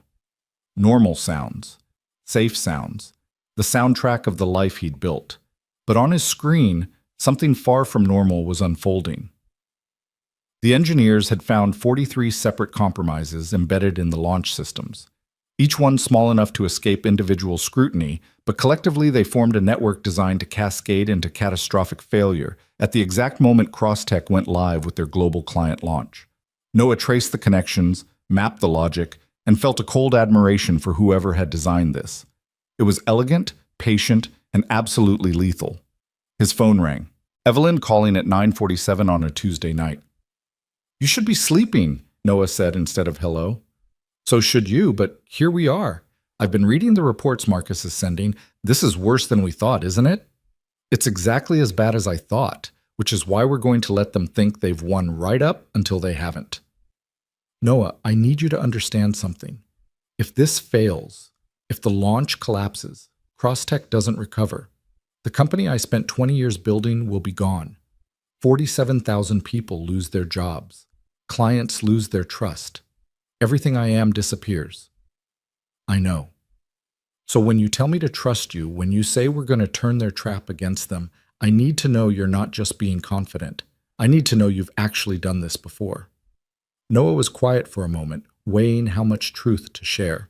Then he said, 3 years ago, I was part of an operation in a place I can't name, working to protect infrastructure that officially doesn't exist. The enemy had spent 6 months embedding malware in our systems. The same strategy, the same patience. If we'd tried to remove it all, we would have tipped them off and they would have activated early. So instead, we mapped every compromise, isolated every backdoor, and built a mirror system they didn't know about. When they attacked, thinking they'd destroyed everything, we let them commit fully. Then we used their own network to trace back to their command structure and eliminated the entire operation. They thought they'd won right up until the moment they realized they'd exposed themselves completely. And it worked? I'm here talking to you, aren't I? The infrastructure stayed operational. The enemy was neutralized. Nobody died who shouldn't have. Noah's voice hardened slightly. But Evelyn, that was a military operation with military resources and authorization to use lethal force if necessary. This is different. We're playing the same game, but with corporate rules and legal constraints. If I miscalculate, if they adapt faster than we anticipate, we don't get to call in air support. We just lose. Then don't miscalculate. The simple confidence in her voice surprised him. You really trust me that much? I trust that you know what you're doing. I trust that you wouldn't risk this if you weren't certain. And I trust that you understand the stakes better than I do because you've actually lived through this kind of thing before. She paused. What I don't trust is whether you'll let yourself succeed. What does that mean? It means I've been watching you, Noah. Not investigating, just observing. And I see someone who spent 4 years punishing himself for surviving when his wife didn't. Someone who took a job pushing a mop because he thought he didn't deserve more. Someone who walks away from every opportunity because he's convinced that being happy would be a betrayal of the person he lost. Noah felt something cold settle in his chest. You don't know anything about... I know that Melissa made you promise to give Sarah a normal childhood, but I'm betting she also made you promise to live. To not just survive, but actually live. And you've been breaking that second promise for 4 years. This conversation is over. Wait, please. I'm not trying to hurt you. I'm trying to help you see that whatever happens tomorrow, whether we win or lose, you deserve to be more than a ghost in your own life. Sarah deserves a father who's present, yes, but she also deserves a father who remembers how to be himself. Noah's hand tightened on the phone. You have no right. I have every right because you made us partners. Because you told me we face this together. And partners tell each other hard truths even when it's uncomfortable. Her voice softened. Tomorrow, when we spring this trap, you're going to be brilliant and tactical and probably save all of us. But after that, when the crisis is over and you've proven whatever you think you need to prove, I want you to ask yourself something. Are you doing this to protect Sarah? Or are you doing this to punish yourself? She hung up before he could respond. Noah sat in his kitchen, phone in hand, feeling something crack in the careful walls he'd built around his grief. The worst part was that Evelyn was right. Melissa had made him promise 2 things in those final weeks. Take care of Sarah, and don't let the work consume him. He'd kept the first promise religiously. The second one he'd been breaking since the day they buried her. He looked at the photo on the refrigerator. Melissa, Sarah, and himself at the beach 2 months before the diagnosis. All of them laughing, windblown, alive. Melissa had taken a dozen photos that day, trying to capture perfect moments. But this one was Noah's favorite because nobody was posing. They were just being, just living. When had he stopped doing that? His laptop chimed. Email from Marcus with the final compromise map. 43 individual vulnerabilities, all connected, all timed to activate during the launch sequence. Noah studied the architecture, looking for the pattern beneath the complexity. There was always a pattern. The question was whether he could find it fast enough. He worked until 2 in the morning, building the counter strategy, then forced himself to sleep for 4 hours. Old military discipline. You rested when you could because you never knew when you'd get another chance. He woke at 6, checked on Sarah still sleeping, and drove to Crosstech Tower in the pre-dawn darkness. Marcus was already there, looking like he'd never left. Probably hadn't. The conference room had been transformed into a command center, multiple screens showing system status, engineers working in shifts, coffee cups and energy drink cans scattered across every surface. Please tell me you have good news, Marcus said when Noah walked in. I have a plan. Whether that's good news depends on your tolerance for risk. At this point, I'd settle for any news that isn't catastrophic. Noah pulled up the compromise map on the main screen. They've built their attack to cascade through 3 stages. First, authentication failures that look like normal system stress. Second, data corruption that appears to be human error. Third, total system collapse that seems like infrastructure failure. Each stage is designed to look innocent until the next one triggers, at which point it's too late to stop the cascade. So how do we stop it? We don't. We let it start. We let them trigger stage 1 during the launch. Let them think they've succeeded. But while they're celebrating, we're monitoring every connection, every data flow, every communication between their compromised systems. They have to coordinate this attack in real time because it's too complex to be fully automated. That coordination will expose their command structure. Kira looked up from her terminal. You want to use ourselves as bait. I want to use their own trap as a tracking device. Once we've mapped their entire network, not just what's in our systems, but where it connects externally, we isolate everything simultaneously, cut them off mid-attack, preserve evidence of the intrusion, and hand it all to law enforcement with a complete chain of custody. And if they realize what we're doing before we can isolate them, Marcus asked, then we have a fallback. I've built a kill switch into our core systems. One command executed simultaneously across all servers and everything shuts down clean. We lose the launch, we lose the investment, but we protect the clients and preserve the company's integrity. Evelyn will never agree to a kill switch. Evelyn already agreed. I talked to her last night. Noah pulled up the execution plan. Here's the timeline. Launch initiates at 10 a.m. Stage 1 of their attack will trigger approximately 30 seconds later, just long enough for press coverage to go live. We'll have a 2-minute window to complete the trace before Stage 2 activates. If we succeed, we isolate their network and preserve everything. If we fail, I trigger the kill switch and we go down fighting. The room was silent for a long moment. Then Marcus said, "This is insane." "Yes," Noah agreed, "but it's also the only plan we have that doesn't guarantee failure." "Also, yes." "All right." Marcus stood, addressed the room. "Everyone hear that? We're doing this. I need Alpha Team on network monitoring, Beta Team on isolation protocols, Gamma Team on evidence preservation. When this starts, it's going to move fast. No second guessing, no hesitation. We trust the plan and we trust each other. Questions?" Nobody spoke. "Good. We launch in 3 hours. Get some food, get some rest if you can, and be ready. This is going to be the longest 2 minutes of your lives." The engineers dispersed to their tasks. Noah checked his phone, message from Sarah's school confirming she'd arrived safely, another from the neighbor who'd agreed to pick her up and keep her for the afternoon. He'd told Sarah he had an important work thing, that he might be late, that he loved her. She'd hugged him extra tight this morning, sensing something she was too young to articulate. "You okay?" Marcus appeared at his elbow. "Trying to be." "Evelyn told me what she said to you last night, about Melissa, about you punishing yourself." Marcus hesitated. "For what it's worth, I think she was out of line, but I also think she was right. Everyone's suddenly an expert on my mental state." "No. But we're people who care about you, which I know is uncomfortable because you've spent 4 years making sure nobody got close enough to care. But tough luck, Noah. You helped save this company. You trusted us with your plan. That makes you part of the team whether you want to be or not." Noah felt something uncomfortable in his chest. "I'm not staying after this. You know that, right? Once the threat is neutralized, I go back to my life." "Do you?" "Because from where I'm standing, it looks like you're finally remembering who you are. And maybe that's not something you walk away from." Before Noah could respond, his phone rang. Unknown number. He answered cautiously. "Captain Mercer." A voice he didn't recognize, digitally modulated to disguise identity. "You're making a mistake." Noah's entire body went rigid. He gestured to Marcus, "Trace this," and kept his voice neutral. "Who is this?" "Someone giving you a chance to walk away. The launch is going to fail. Crosstech is going to collapse. Accept this and protect your daughter, or fight it and lose everything. Your choice."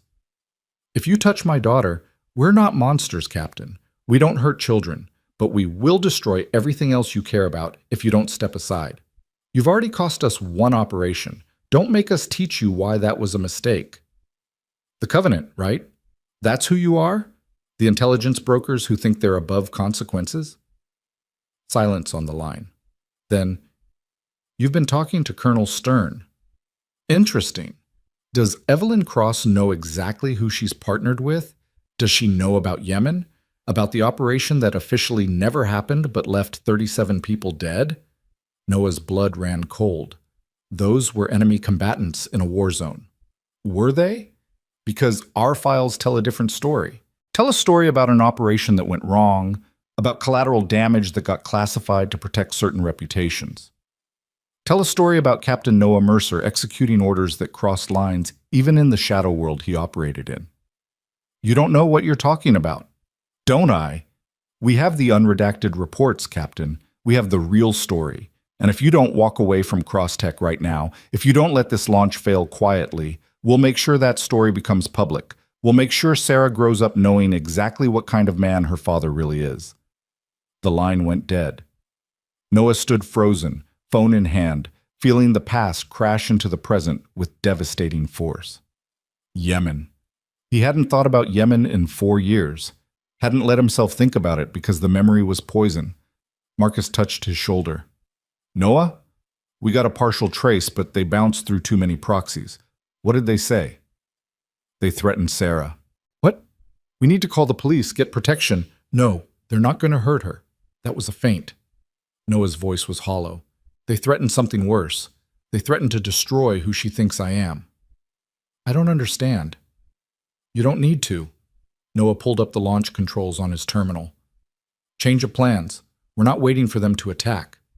We're going in now, mapping their entire network before the launch even starts." That's not possible. We need the launch to trigger their coordination. We need to end this before it gets worse, before they escalate beyond corporate sabotage into something I can't protect Sarah from. Noah's fingers were already moving across the keyboard, pulling up access logs, tracing connection patterns. Trust me, Marcus, please. Noah, you're not making sense. What did they say that's making you... They said they'll tell my daughter that her father is a monster. They said they'll take the worst moment of my life and turn it into propaganda. They said they'll destroy her childhood by making her afraid of me. Noah's voice cracked slightly. I can survive a lot of things. I can survive threats, attacks, even death. But I can't survive Sarah looking at me with fear. I won't let them do that to her. Marcus was quiet for a moment. Then he pulled up a chair, sat down next to Noah, and said, "Then we stop them. Right now. Whatever it takes." They worked in furious silence, Noah's hands moving with the muscle memory of 1,000 operations, Marcus coordinating the team through encrypted channels. They traced every connection, mapped every node, followed the digital breadcrumbs back through layers of obfuscation. It was like excavating a buried network, each discovery leading to 3 more questions. And then, 90 minutes before launch, Noah found it. The command node, hidden in plain sight within Crosstech's own contracted cloud services, masquerading as a legitimate backup system. From this single point, the entire attack was orchestrated. And more importantly, from this point, everything could be traced backward to the people actually controlling it. Got you, Noah breathed. He pulled up the node's connection logs and started backward analysis. The Covenant had been careful, but they'd also been operating for months, and months of activity meant patterns. Patterns meant mistakes, and mistakes meant exposure. 30 minutes before launch, Noah had mapped the entire network. 17 different access points across 4 continents, all feeding back to 3 primary controllers. The architecture was sophisticated, but now that he could see it, it was vulnerable. Evelyn appeared in the conference room dressed for the press event that was supposed to accompany the launch. Marcus says you found something. Found everything, the entire network. Every compromise, every controller, every piece of infrastructure they've built. Noah pulled up the map on the main screen. They're not just attacking us. They're running similar operations against at least 6 other companies simultaneously. This is their business model: infiltrate, extract, destroy. Can we stop them? Yes, but not the way I originally planned. We can't wait for them to attack because they've escalated beyond corporate sabotage. They're threatening to weaponize my military record against me, against Sarah. Evelyn's expression went cold. What did they say exactly? Noah told her about the phone call, about Yemen, about the threat to destroy Sarah's image of him. As he spoke, he watched Evelyn's face transform from concern to something harder and more dangerous. No, she said quietly, absolutely not. We're not letting them do that. We don't have a choice. If I fight them, they release whatever distorted version of Yemen they've constructed. If I walk away, they win, but Sarah stays protected. That's not how this works. That's not how any of this works. Evelyn turned to Marcus. Cancel the launch. Right now. Announce technical difficulties. What? Evelyn, if we cancel, I don't care. We're not launching until we've neutralized this threat completely. She looked at Noah. You said you can map their entire network. Can you shut it down? All of it? Not just what's in our systems, but their entire operation? Theoretically, but it would require accessing their command node, which means breaking about a dozen laws.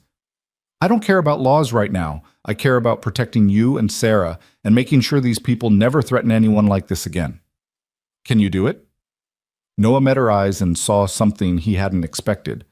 Not calculation or strategy, but genuine fury on his behalf. She wasn't trying to save her company anymore. She was trying to protect him. Yes, he said, I can do it. But if I do this, there's no going back. It's cyber warfare. It's illegal. It's the kind of thing that could put me in prison if anyone traces it back. Then we make sure nobody traces it back.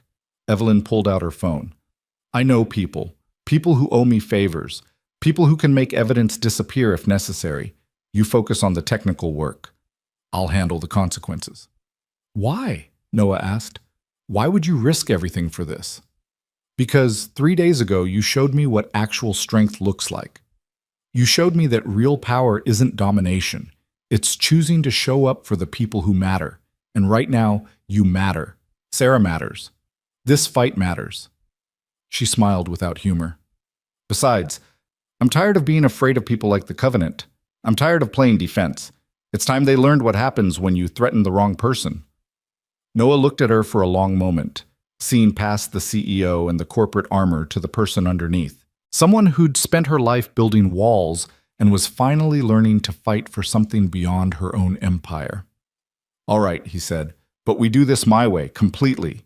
No legal oversight, no corporate approval, no safety nets. Once we start, we're committed until it's done." "Agreed. Marcus, clear the room. What we're about to do doesn't involve the team. It's just the three of us." Marcus hesitated, then nodded and dismissed the engineers. When the conference room was empty except for the three of them, Noah pulled up the Covenant's command node and began the intrusion. It was like lockpicking on a massive scale, each security layer a tumbler to be manipulated, each firewall a barrier to be bypassed. Noah worked with absolute focus, his fingers moving across the keyboard in patterns that came from years of doing exactly this kind of work in exactly these kinds of circumstances. Illegal, dangerous, necessary. Behind him, Evelyn watched in silence. Marcus monitored external communications, making sure nobody was noticing what they were doing. 20 minutes later, Noah was inside the command node. "This is it," he said quietly. "This is where they coordinate everything. I can see their other operations, their target lists, their communication protocols. If I crash this node, I crash their entire network. Every operation they're running fails simultaneously." "Do it," Evelyn said. "It's not that simple. If I crash it, they'll rebuild. They've survived for a decade because they're resilient and patient. We need to do more than crash them. We need to burn them so completely they can't recover." "What do you need?" "Access to their financial networks, their cryptocurrency wallets, their offshore accounts, everything they've stolen, everything they've earned, every resource they use to operate. If I can drain them financially while destroying their operational infrastructure, they don't just fail. They cease to exist." Marcus looked up. "That's not cyber warfare. That's digital assassination." "Yes," Noah agreed, "it is, which is why I'm giving you both one last chance to walk away. What I'm about to do crosses lines that shouldn't be crossed. It's theft, it's sabotage, it's probably a dozen other crimes I'm not thinking of right now. If you're part of this, you're complicit, so decide right now if you can live with that." Evelyn didn't hesitate. "Do it." Marcus took longer, his face reflecting the internal calculation of risk versus necessity. Then he nodded. "Do it. But Noah? After this, we make sure Sarah never has to know what you did to protect her." "That's the plan." Noah took a breath, centered himself, and began the final assault. He worked methodically, draining cryptocurrency wallets into distributed accounts that would be impossible to trace, corrupting backup systems, deleting redundant infrastructure. With each action, he felt the old coldness settling over him, the operational mindset that turned off empathy and focused entirely on mission completion. The Covenant had made this personal, had threatened his daughter, had tried to weaponize his past against his present. That was their mistake.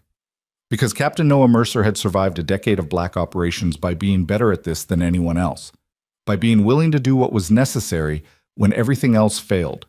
And right now, what was necessary was destroying the Covenant so completely that they couldn't threaten anyone ever again.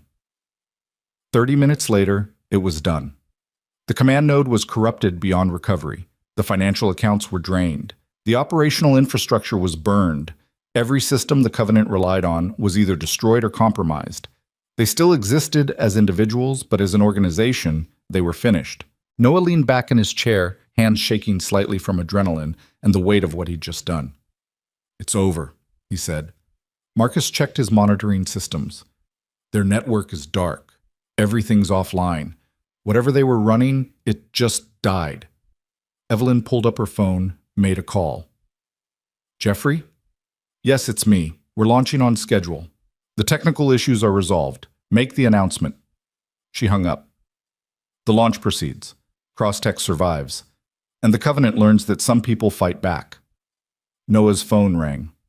Unknown number. He answered. "Captain Mercer."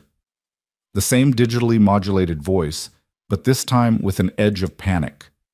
What did you do? I protected my daughter. I protected my company. I protected everyone you've ever threatened. Noah's voice was cold, clinical. You should have walked away when you had the chance. You've declared war on... No, I've ended a war you started. Your network is destroyed. Your finances are gone.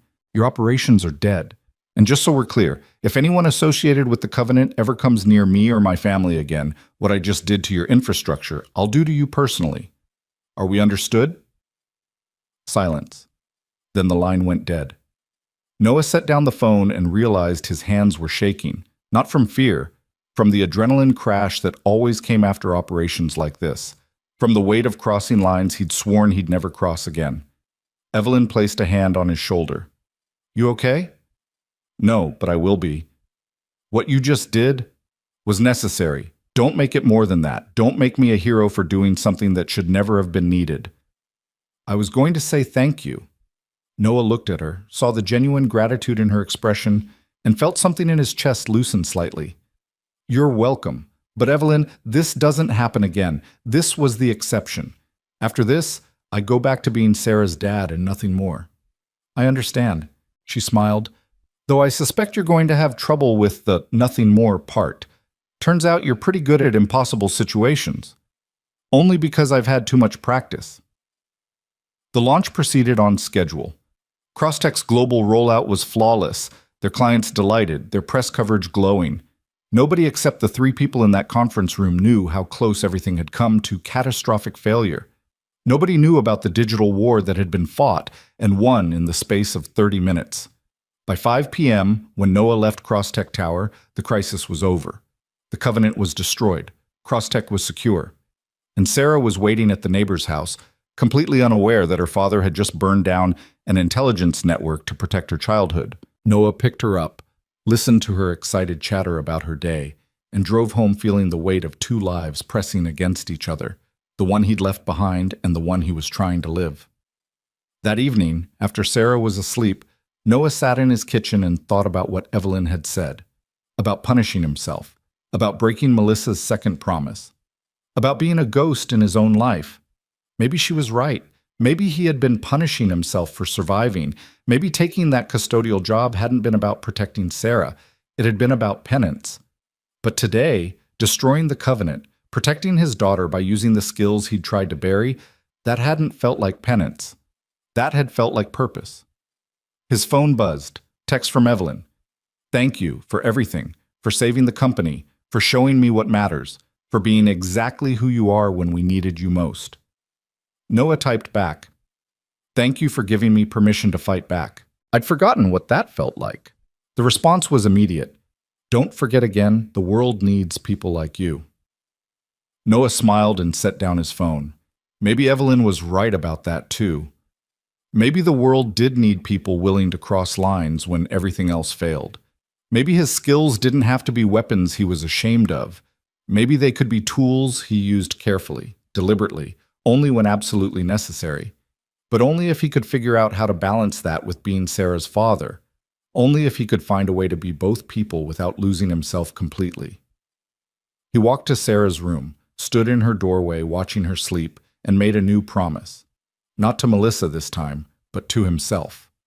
He would protect Sarah always, but he wouldn't hide from who he was anymore, wouldn't pretend his skills didn't exist, wouldn't punish himself for being good at necessary things.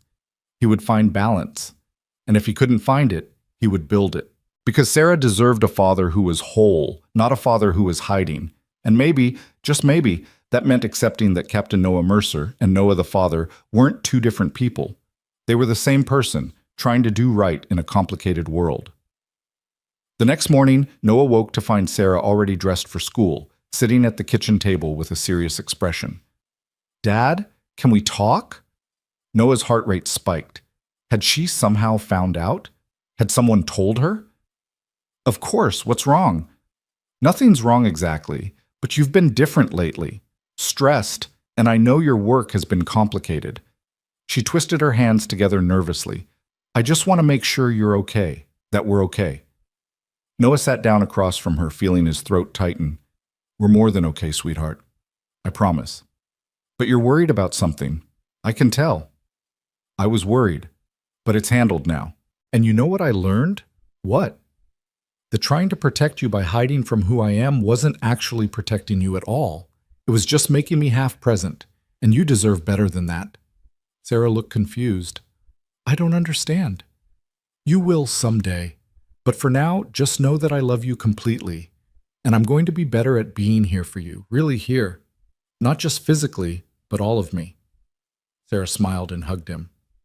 You're weird sometimes, Dad. Yeah, I really am. He dropped her at school, watched her disappear into the building, and felt something shift inside him. A decision crystallizing, a path forward becoming clear. He drove to Crosstech Tower one last time, rode the elevator to 73, and found Evelyn in her office. I'm done, he said without preamble. Her face fell. Noah, let me finish. I'm done consulting. I'm done being your security expert, but I'm not done being your friend. If you want to learn what actual strength looks like, if you want to figure out how to lead with dignity instead of fear, I'll help. Just not as an employee, as someone who gives a damn about who you become. Evelyn smiled, relief and something else crossing her face. I'd like that. Very much. Good. Because you still have a lot to learn, and I'm a terrible teacher unless you're actually willing to listen. I'm willing, more than willing. Noah extended his hand, Evelyn shook it, and in that moment something changed between them. Not romance, neither of them was ready for that, but partnership, friendship, the beginning of something neither had expected to find. Also, Noah added, Sarah's building a volcano for the science fair next month. She'd probably love it if a successful CEO came to see it explode. Wouldn't miss it for anything. Noah left Crosstech Tower feeling lighter than he had in years. The threat was neutralized. Sarah was safe. And for the first time since Melissa died, he wasn't running from his past or hiding from his present. He was just living. Finally, completely. The way she'd always wanted him to. And somewhere he hoped she knew. The weeks that followed felt like learning to breathe again after years of holding his breath. Noah returned to his simple rhythms. Mornings with Sarah, afternoons working odd consulting jobs he could do remotely, evenings helping with homework and listening to her endless ideas about volcanic eruptions and science fair presentations. But something fundamental had shifted. He wasn't hiding anymore. Wasn't apologizing for who he'd been or what he could do. He was just living, fully and without the weight of constant penance. Evelyn called twice a week, always in the evenings after Sarah was asleep. At first the conversations were brief, professional. Updates on Crosstech security improvements, questions about protocol implementations. But gradually they evolved into something else. Discussions about leadership, about finding balance, about the loneliness that came with power and the courage required to let people see past the armor. I fired my entire executive team today, Evelyn said one night, 3 weeks after the Covenant incident. She sounded exhausted but strangely energized. Not because they were incompetent, but because I realized I'd built a team of people who were afraid to tell me the truth. People who said yes because disagreeing was dangerous. How'd they take it? Surprisingly well, actually. I think most of them were relieved. I gave them all generous severance packages and honest recommendations, told them they deserved to work for someone who valued their judgment instead of their obedience. Noah smiled. That's growth. It's terrifying. I have no idea how to rebuild the leadership team. I've spent 20 years surrounding myself with people who reflected what I wanted to see rather than challenging me to be better. Then build differently this time. Hire people who scare you a little, people who have the courage to tell you when you're wrong. Like you do? Like I did. Past tense. I'm not coming back, Evelyn. We talked about this.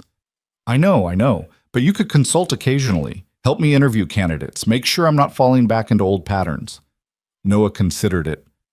Part of him wanted to refuse on principle, to maintain the boundaries he'd worked so hard to establish. But another part, the part that was slowly learning that helping didn't mean sacrificing, recognized that Evelyn was genuinely trying to change, and maybe that was worth supporting. One interview per candidate.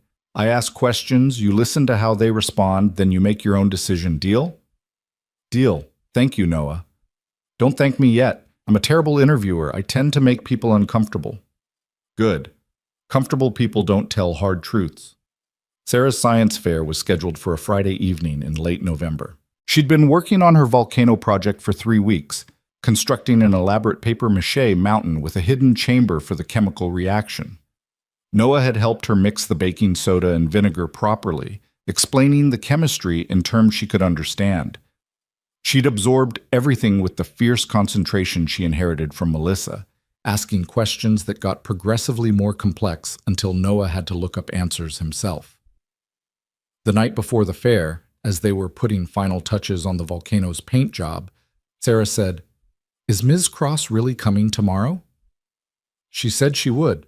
Why? I don't know. She's really important, right? Like, runs a giant company important.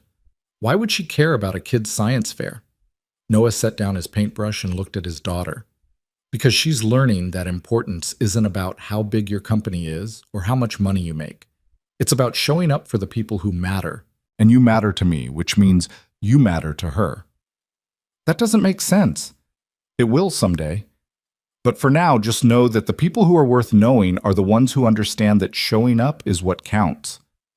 Sarah nodded, still looking skeptical, and returned to carefully painting moss-colored details on her volcano's slopes.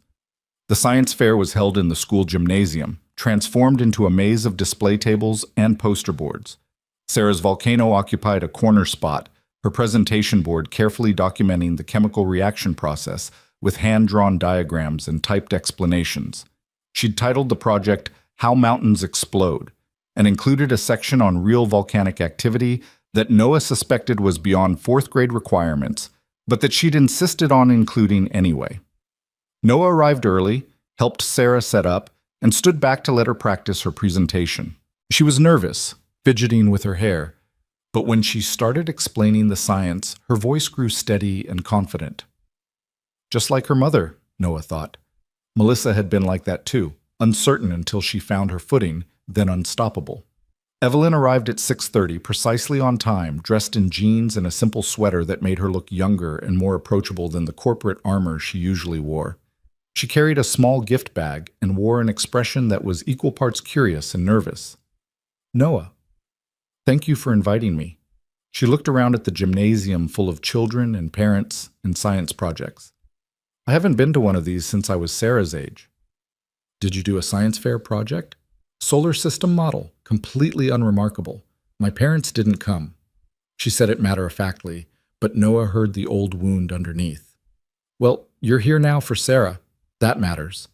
Sarah spotted Evelyn and waved enthusiastically. Evelyn walked over, set down the gift bag, and listened with genuine attention as Sarah launched into her presentation about volcanic reactions and tectonic pressure. When Sarah finished, Evelyn asked questions, good questions, the kind that showed she'd actually been listening rather than just being polite. "So the baking soda acts as the base, and the vinegar is the acid, and when they combine, they create carbon dioxide gas that expands rapidly and forces the liquid up through the chamber?" Evelyn clarified. "Exactly. And the pressure builds until it has to release, just like real magma pushing through the Earth's crust." Sarah's face was glowing with pride. "Do you want to see it erupt?" "I absolutely do." Sarah carefully measured out the baking soda, added red food coloring to the vinegar for visual effect, and triggered the eruption. The volcano foamed dramatically, red lava, cascading down the painted slopes while Sarah narrated the chemical process. Other parents and students stopped to watch, drawn by the spectacle. When it was over, Sarah beamed at the small crowd that had gathered. Evelyn applauded, genuinely delighted, and several other parents joined in. "That was incredible," Evelyn said. "You're a natural scientist, Sarah." "My dad helped with the chemistry part, but the design was all mine." "The best projects are collaborations. Your dad is lucky to have such a talented partner." Sarah looked up at Noah with an expression that held such pure joy it made his chest ache. This was what Melissa had wanted for her, these moments, this normalcy, this childhood full of science fairs and proud parents, and the simple validation of work well done. After the judges made their rounds, Sarah won second place in the chemistry category, which made her absolutely ecstatic. They walked out to the parking lot together. Evelyn handed Sarah the gift bag she'd brought. "This is for you, for being brave enough to make things explode in front of people." Sarah opened the bag and pulled out a book. Women in Science, 50 Fearless Pioneers Who Changed the World. Miss Cross, this is amazing. Thank you. You're welcome. And Sarah, your dad told me you asked why I'd come to a kids' science fair when I run a big company. The answer is that running a company doesn't mean anything if you forget why you're doing it. You reminded me tonight that the important things are the small things, so thank you for that. Sarah hugged her impulsively. Evelyn froze for a moment, clearly unprepared, then hugged back with the awkwardness of someone who didn't receive affection often. When Sarah ran ahead to the car, still chattering about her second-place ribbon, Evelyn turned to Noah. She's remarkable. You're doing an incredible job with her. I'm trying. Some days are better than others. The fact that you keep trying is what matters. Evelyn hesitated, then said, I need to tell you something about my father. Noah's attention sharpened. Your father? Richard Cross. He's the one who actually founded CrossTech, though the public narrative is that I built it from nothing. He gave me seed money 20 years ago, installed me as CEO, and has been the silent majority shareholder ever since, pulling strings, making demands, using the company as his personal kingdom. Why are you telling me this now? Because after what happened with the Covenant, after you showed me what it means to actually fight for something, I started digging into my father's business dealings. And I found things, Noah. Bad things. Illegal things. He's been using CrossTech as a front for money laundering, using our international contracts to move assets for people who shouldn't have assets to move. I've been so focused on running the company that I never looked closely at where the money was actually coming from. Noah felt ice water spread through his chest. Evelyn, if your father is connected to the kind of people I think he's connected to, he is. I have proof. Bank records, emails, contracts with shell corporations. It's all there. And when I confronted him about it 3 days ago, when I told him I was taking the company fully independent and cutting his influence completely, he threatened me. What kind of threat? The kind that involves making sure I lose everything. The company, my reputation, possibly my freedom if he decides to frame me for his crimes. Her voice was steady, but her hands were shaking. He said if I don't back down, if I don't give him what he wants, he'll destroy CrossTech and make sure I go down with it. And Noah, I think he means it. I think my father is genuinely willing to burn everything rather than lose control. Noah was quiet for a long moment, watching Sarah in the car, practicing her presentation for an audience of stuffed animals in the back seat. Then he said, what do you want to do? I want to fight him. I want to expose what he's done and take control of my own company. But I don't know how without destroying everything in the process. And I'm terrified that if I fight, he'll come after you and Sarah to get to me. He won't, because I won't let him. Noah met her eyes. But Evelyn, if you're going to fight this, you need to understand what you're walking into. Your father isn't some distant threat we can neutralize with clever tactics. He's family.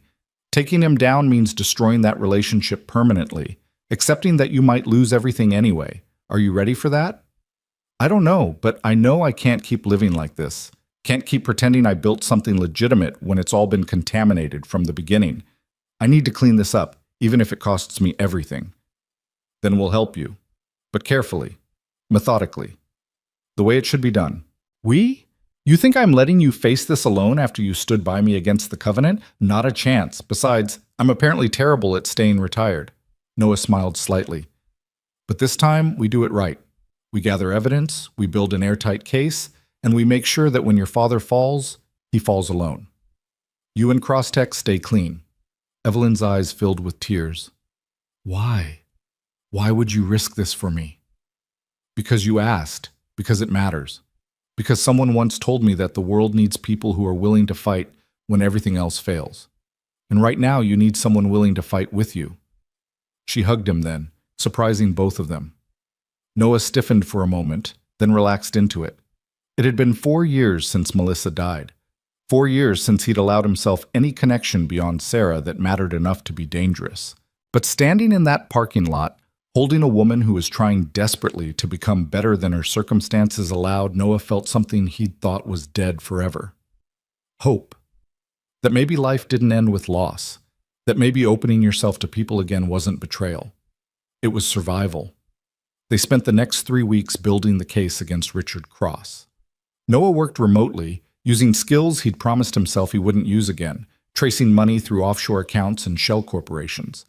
Evelyn gathered internal documents, emails, contracts that proved her father had been systematically using Crosstech for illegal operations. Marcus coordinated with lawyers who specialized in corporate crime, preparing the legal framework for a complete separation. It was meticulous, exhausting work. Noah did most of it late at night, after Sarah was asleep, compartmentalizing the way he'd learned in the service. During the day, he was present for his daughter, helping with homework, making dinner, being the steady parent she needed.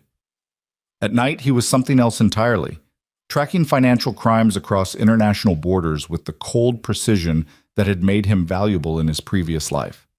Sarah knew something was happening, but didn't ask questions. She'd learned years ago that sometimes her father needed space, that sometimes his work required focus she didn't fully understand. But she also knew he'd never let it interfere with what mattered. So she trusted him, the way children trust when they've never been given reason not to. 3 weeks into the investigation, Richard Cross made his move.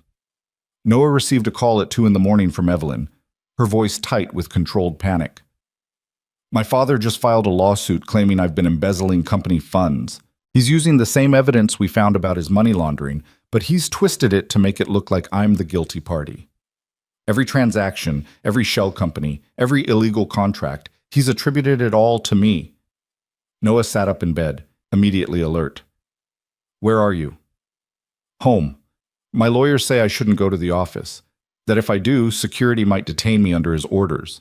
He's frozen my corporate accounts, revoked my access credentials, and called an emergency board meeting to vote on removing me as CEO. "When's the meeting?" "Tomorrow morning, 10 a.m. If the board votes against me, I lose everything, and based on the evidence he's presenting, they probably will." "No, they won't, because we're going to give them the real evidence first.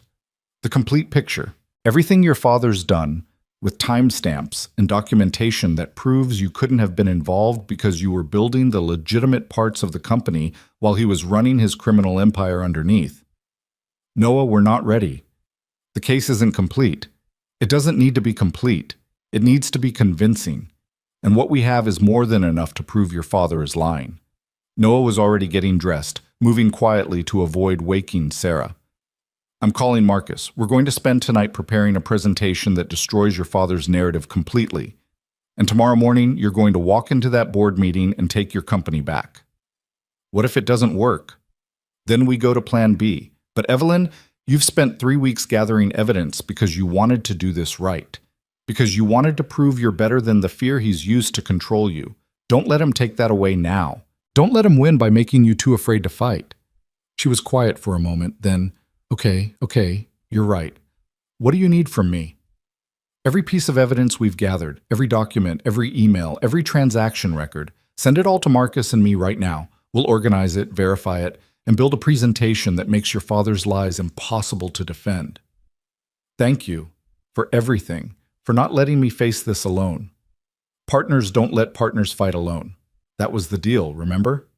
Noah hung up, called Marcus, and spent the next 8 hours building the most comprehensive corporate crime presentation he'd ever assembled. They worked in perfect coordination, Noah handling the financial forensics, Marcus managing the document organization, both of them driven by the knowledge that Evelyn's entire life depended on getting this right. By 8 a.m., they had it. A complete timeline of Richard Cross's criminal activities, documented with bank records, emails, and third-party verification. Every transaction tied to specific dates when Evelyn had been in different cities, running legitimate operations, building the actual company. Every shell corporation traced back to accounts her father controlled exclusively. Every piece of evidence organized to tell one undeniable story. Richard Cross had built a criminal empire inside his daughter's company, and when she'd discovered it, he'd tried to frame her rather than face consequences. Noah picked up Sarah, got her to school, and met Evelyn outside Crosstech Tower at 9:30. She looked exhausted, terrified, but determined. Marcus stood beside her, tablet loaded with their presentation. "Ready?" Noah asked. "No, but I'm doing it anyway." They rode the elevator to the boardroom on the 75th floor. Richard Cross was already there, sitting at the head of the table, surrounded by lawyers and board members. He was in his early 70s, silver-haired and distinguished, with the kind of face that inspired trust and concealed cruelty. When Evelyn walked in, his expression shifted to something between contempt and satisfaction. Evelyn, how brave of you to show up. I wasn't sure you would, given the circumstances. Given that you're framing me for your crimes? Yes, Father, I'm here, and I'm going to make sure everyone in this room knows exactly what you've done. Richard smiled coldly. The board has already reviewed my evidence. They know what you've done. This meeting is a formality before we vote on your removal. Then they haven't seen all the evidence.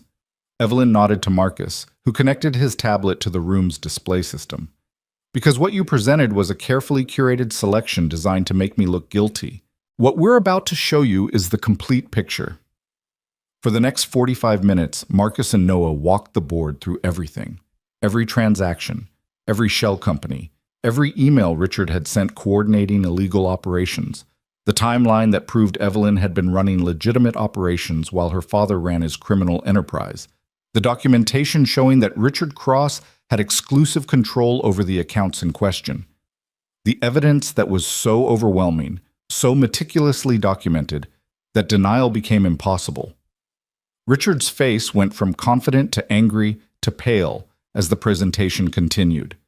His lawyers tried to interrupt, to object, to deflect, but the evidence was airtight, undeniable, devastating. When they finished, the boardroom was silent. Then the chairman spoke. Richard, do you have any response to this evidence? It's fabricated. My daughter has spent weeks building a false narrative to deflect from her own guilt. These are bank records from 3 different countries, Noah said quietly, verified by independent auditors. Email metadata confirming you sent them from your personal accounts. Transaction logs that match SEC filings cross-referenced with international wire transfers. Nothing about this is fabricated, Mr. Cross. This is documentation of systematic criminal activity spanning 2 decades. Richard stood abruptly. I built this company. I gave Evelyn everything she has. Without me, Crosstech would be nothing. And this is how she repays me? By conspiring with... He looked at Noah with undisguised contempt. With some ex-military janitor to destroy me?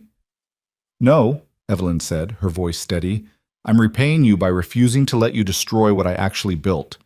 You gave me seed money 20 years ago.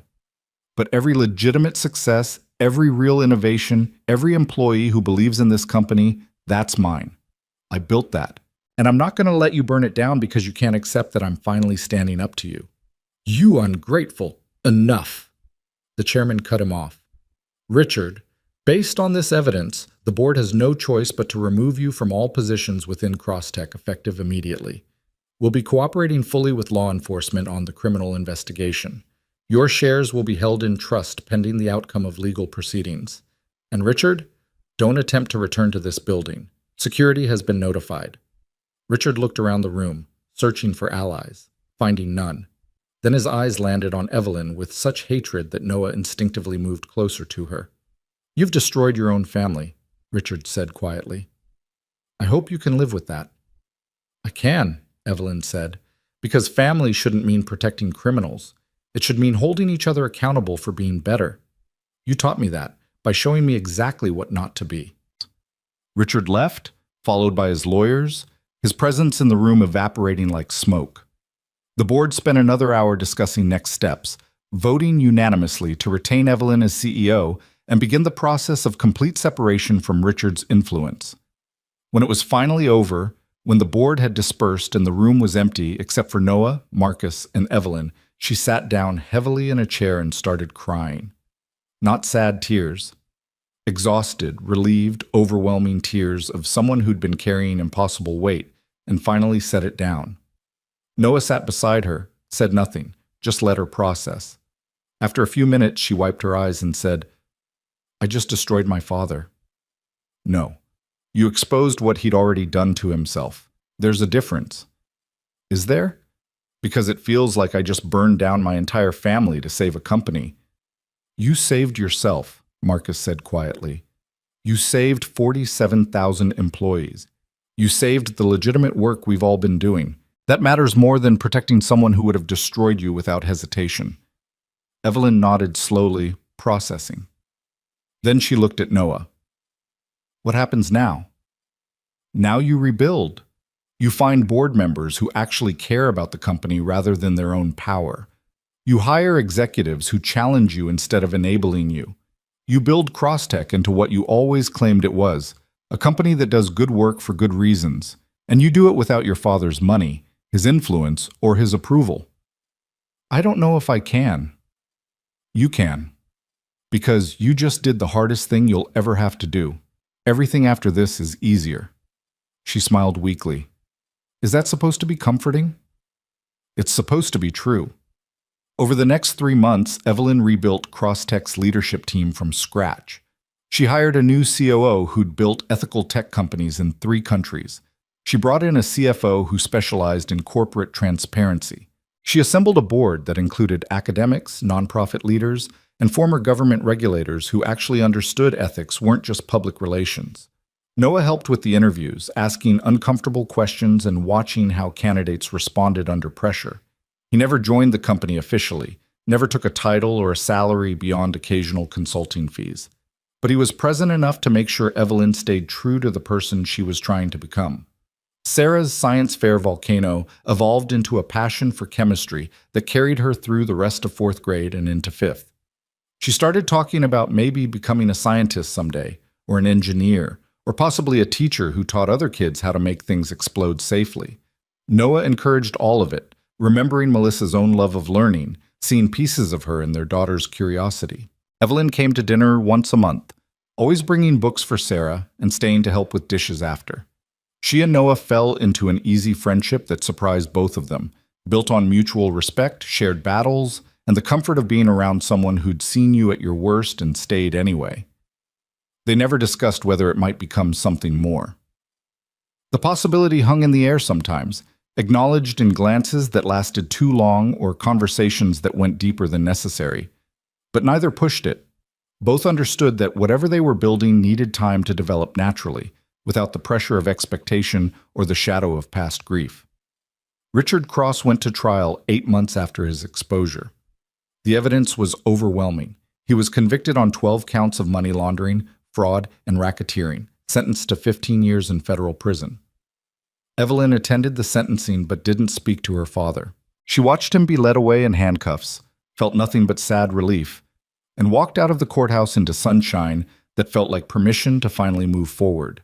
A year after the science fair, after the Covenant was destroyed and Richard Cross was in prison and Crosstech had been completely rebuilt, Noah sat in his kitchen on a Saturday morning watching Sarah practice a presentation for her 5th grade career day.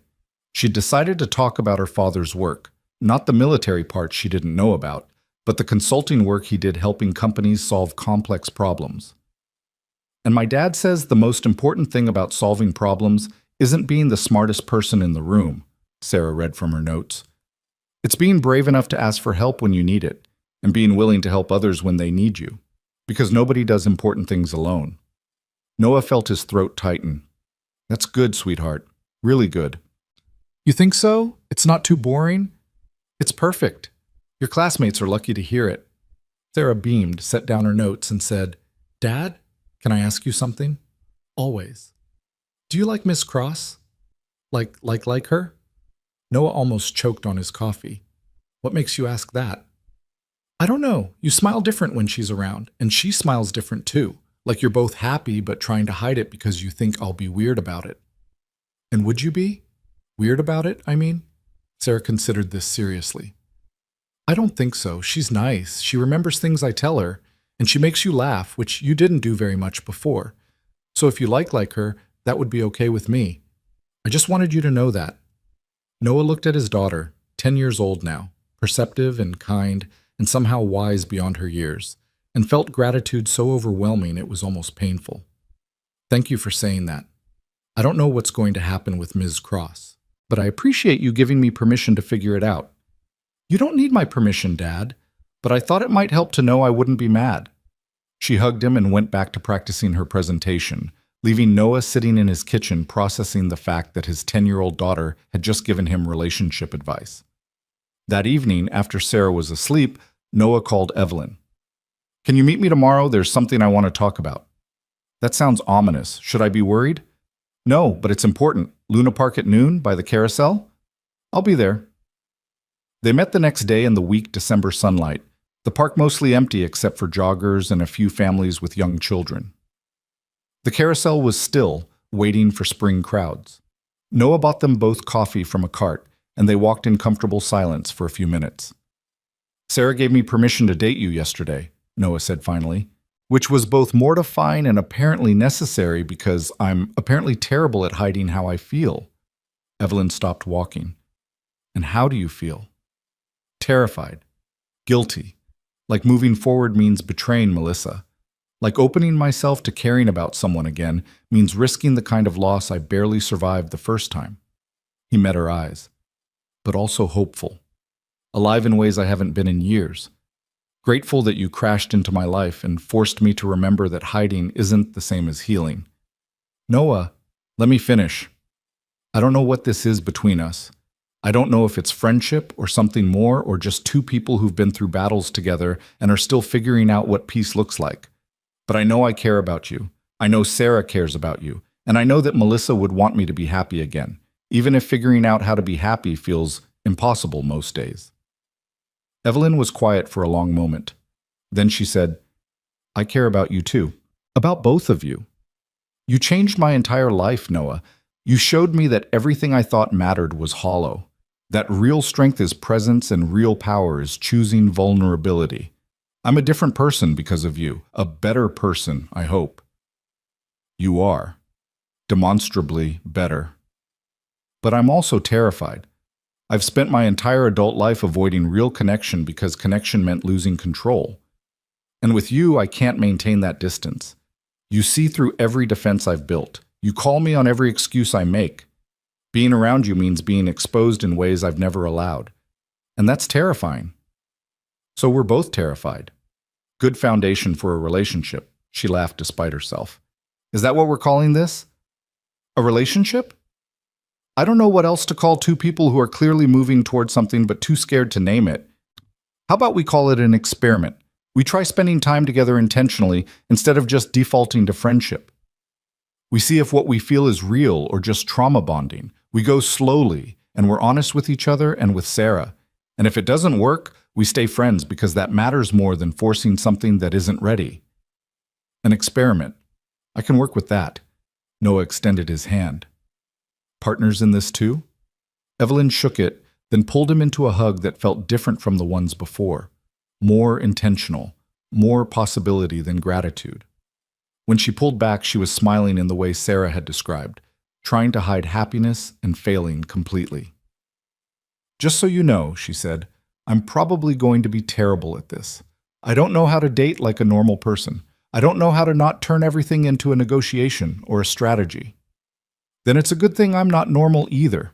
We'll figure it out together, slowly, with lots of mistakes and probably some spectacularly awkward moments. Sounds perfect." They walked back through the park, hand in hand, neither commenting on the shift, but both feeling it. Something fragile and new and worth protecting. The months that followed weren't fairy tale perfect. They were messy and complicated and full of moments when both Noah and Evelyn had to consciously choose vulnerability over self-protection. There were dinners that ended in arguments about boundaries. Movie nights where Sarah watched with bemused tolerance as two adults tried to figure out how to sit next to each other on a couch without overthinking it. Conversations at midnight where old grief surfaced and had to be acknowledged before they could move forward. But there were also moments of unexpected joy.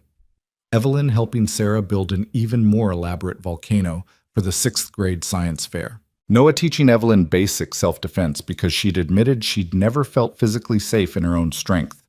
The three of them taking a weekend trip to the coast where Sarah collected shells and Noah and Evelyn walked on the beach talking about nothing important and everything that mattered. 2 years after the science fair, Crosstech launched a new initiative focused on developing technology for nonprofit organizations at cost. Evelyn announced it at a press conference, explaining that the company she'd fought to save would now focus on doing work that actually improved lives, rather than just generating profit. The business press called it naive. Her board called it visionary. The employees called it exactly what they'd been hoping for. Noah watched the press conference from home with Sarah, who'd grown into a thoughtful 12-year-old with her mother's intelligence and her father's quiet strength. "You're proud of her, aren't you?" Sarah said. very proud. She's become exactly who she was supposed to be. Because you helped her. Because she chose to. I just gave her permission to be brave. Sarah leaned against him, the way she used to when she was small. Mom would have liked her, I think. Miss Cross, I mean. She would have liked seeing you happy again. Noah felt tears burn behind his eyes. Yeah, I think she would have. 3 years after the science fair, Noah and Evelyn got married in a small ceremony at the courthouse with Sarah as the only witness.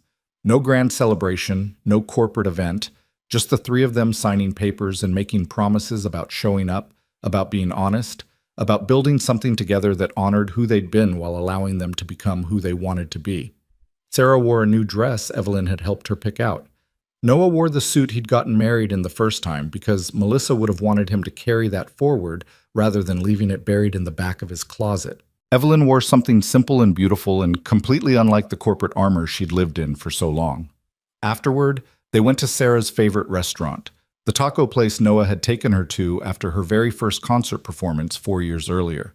They ate too much, laughed at Sarah's increasingly elaborate jokes, and felt the weight of hard-won peace settling over all of them. That night, after Sarah had gone to bed, Noah and Evelyn sat on the apartment balcony watching the city lights.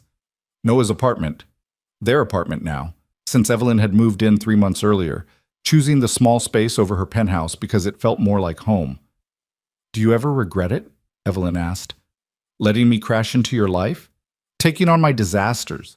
Fighting battles that weren't yours? Every day, Noah said, deadpan. She shoved him lightly. Be serious. I am being serious. I regret it every day because it completely destroyed the safe, controlled existence I'd built. It forced me to stop hiding. It made me remember that I'm capable of more than just surviving. It gave me back pieces of myself I thought were gone forever. He took her hand. So yes, I regret it. In the best possible way. I love you, Evelyn said. Not a question or a negotiation, just truth. I love you too, both of you. This whole complicated, messy, impossible family we've accidentally built. Not so impossible if we're actually here, actually making it work. No, Noah agreed. Not impossible at all. They sat in comfortable silence, watching the city, and Noah thought about the journey that had brought him here. From the glass tower where he'd been humiliated by a woman who didn't know his worth, to destroying an intelligence network to protect his daughter, to fighting beside someone brave enough to dismantle her own father's empire, to this moment, sitting on a balcony with his wife and his daughter sleeping safely inside. All of it connected, all of it necessary. 5 years after the science fair, Sarah graduated from high school with honors and a full scholarship to study engineering at MIT. She'd grown into someone remarkable, confident but humble, brilliant but kind, driven by the same curiosity that had made her build that first volcano with such care. At her graduation party, she gave a speech that made Noah cry in front of 50 people. My dad taught me that strength isn't about being the toughest or the smartest. It's about showing up when things are hard. It's about helping people even when it costs you something. It's about choosing to be present instead of powerful. And my mom, she smiled at Evelyn, who'd officially adopted her 2 years earlier, taught me that it's never too late to become who you're supposed to be. That growing means admitting when you're wrong and changing anyway. That real leadership is lifting other people up instead of climbing over them. She looked directly at Noah and Evelyn. You both showed me that family isn't about blood or biology. It's about who shows up, who stays, who fights for you when you can't fight for yourself. Thank you for being my family. Thank you for showing me what that actually means. The applause was thunderous. Noah and Evelyn stood together, watching their daughter receive congratulations from friends and teachers, and felt the profound satisfaction of knowing they'd done something right. They'd taken broken pieces, grief and cruelty and fear, and built something whole, something that mattered. 10 years after the science fair, Crosstech had become one of the most respected technology companies in the world, not for profit margins or market dominance, but for genuine innovation that improved lives. They'd developed affordable medical technology for underserved communities. They'd built educational platforms that reached students in countries without traditional infrastructure. They'd proven that a company could be both successful and ethical, that growth didn't require sacrificing values. Evelyn stepped down as CEO that year, choosing to focus on Crosstech's nonprofit division. She'd learned that impact mattered more than empire, that influence wasn't about control. It was about enabling others to do work that mattered. The board named her chairman emeritus and threw a celebration that she tried to avoid and eventually had to attend because Noah convinced her that accepting recognition wasn't the same as seeking validation. At the celebration, Marcus, now CEO himself, gave a speech about transformation, about how Evelyn had rebuilt not just a company, but an entire philosophy of leadership, about how her willingness to admit mistakes and change had inspired an entire generation of entrepreneurs to do the same. But the speech Noah remembered most was Evelyn's own, short, unscripted, delivered with the quiet confidence of someone who'd fought every demon and survived. 20 years ago, I thought success meant power. 10 years ago, I learned it meant showing up. Today, I know it means creating space for others to become who they're meant to be. Thank you to everyone who believed in this company. Thank you to the people who challenged me when I needed it. And thank you to my family. She looked at Noah and Sarah, both sitting in the front row, for teaching me that the strongest thing you can be is vulnerable enough to love completely. The standing ovation lasted 3 minutes. 15 years after the science fair, Noah published a book about crisis management and ethical leadership. He hadn't planned to write it. Writing felt too exposed, too public. But Sarah had encouraged him, and Evelyn had helped him organize the stories, and eventually he'd realized that maybe sharing what he'd learned could help others navigate their own impossible situations. The book became a quiet bestseller, not because of marketing, but because of substance. People recognized truth when they read it, recognized the voice of someone who'd actually lived through crises rather than just consulting on them. Noah gave exactly 3 interviews, all of which made him uncomfortable, then retreated back to the life he preferred, teaching occasionally, consulting rarely, and mostly just being present for the people he loved. 20 years after the science fair, Sarah defended her doctoral dissertation in renewable energy engineering. Noah and Evelyn sat in the audience, holding hands, watching their daughter present research that would eventually contribute to making clean energy accessible in developing countries. She'd become exactly who she was supposed to be. Not because they'd pushed her toward any particular path, but because they'd given her space to discover what mattered to her. After the defense, after Sarah had been congratulated by her committee and celebrated by her colleagues, the 3 of them went to dinner at that same taco place they'd gone to after the courthouse wedding. It had become tradition over the years, the place they went to mark important moments, the place that reminded them that important things didn't require grandeur, just presence. "Remember when I made that first volcano?" Sarah asked, laughing. "I thought that was the biggest thing I'd ever do." "It was the biggest thing you'd done at the time," Noah said. "That's how growth works. Each step seems impossible until you take it." "You know what's funny?" Sarah looked between them. "I don't really remember Mom. My birth mom. I was too young when she died, but I remember the stories you told me about her dad, and I remember you, Mom, learning how to be a mother when you'd never planned to be one. And somehow, between the 2 of you, I got exactly what I needed." Evelyn's eyes filled with tears. "That's the nicest thing anyone's ever said to me." "It's true. You both taught me different things. Dad taught me to be steady, to show up even when it's hard, to choose people over power. And Mom, you taught me to be brave, to challenge systems that are wrong, to build things that matter. I'm who I am because of both of you." They sat in that restaurant, 3 people who'd found each other through crisis and built a family through choice, and felt the profound gift of time, of showing up consistently, of choosing love even when it was complicated and scary and required constant work. Noah looked at Evelyn and saw the woman who'd humiliated him in a glass tower 20 years ago, who'd since become his partner, his wife, his best friend. He looked at Sarah and saw Melissa's intelligence and kindness refracted through experiences that had shaped her into someone entirely her own. And he felt, for the first time since Melissa died, complete peace with the path his life had taken. It hadn't been the path he'd expected. It hadn't been the path he'd chosen. But it had been the path he'd walked, step by impossible step, learning that strength wasn't avoiding pain, it was surviving it, and choosing to stay open anyway. "Thank you," Noah said quietly, to both of them, to the moment, to the universe that had somehow given him a second chance at happiness. For what? Sarah asked. For showing me that life doesn't end with loss. It just changes shape. And if you're brave enough to let it, it can change into something beautiful. Evelyn squeezed his hand. Sarah smiled. And in that small restaurant with its plastic chairs and its good tacos and its history of marking their important moments, they sat together and simply were. Present, grateful, alive. Years later, when people asked Noah about the night in the glass tower, about how he'd gone from invisible janitor to corporate security consultant to author and occasional teacher, he always gave the same answer. I stopped hiding. I stopped punishing myself for surviving. And I started showing up for the people who mattered. Everything else followed from that.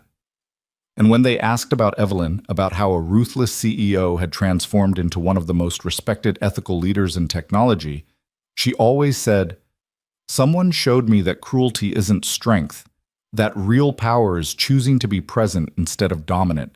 And once you learn that lesson, you can't unlearn it. You can only try to live it every day." They were both right, and they were both proof that redemption isn't a moment, it's a practice, a daily choice to be better than your worst instincts, to show up for people even when it costs you something, to build families and companies and lives based on values instead of fear. The glass tower still stood, of course. Crosstech still operated on the 73rd floor, though with completely different leadership and purpose.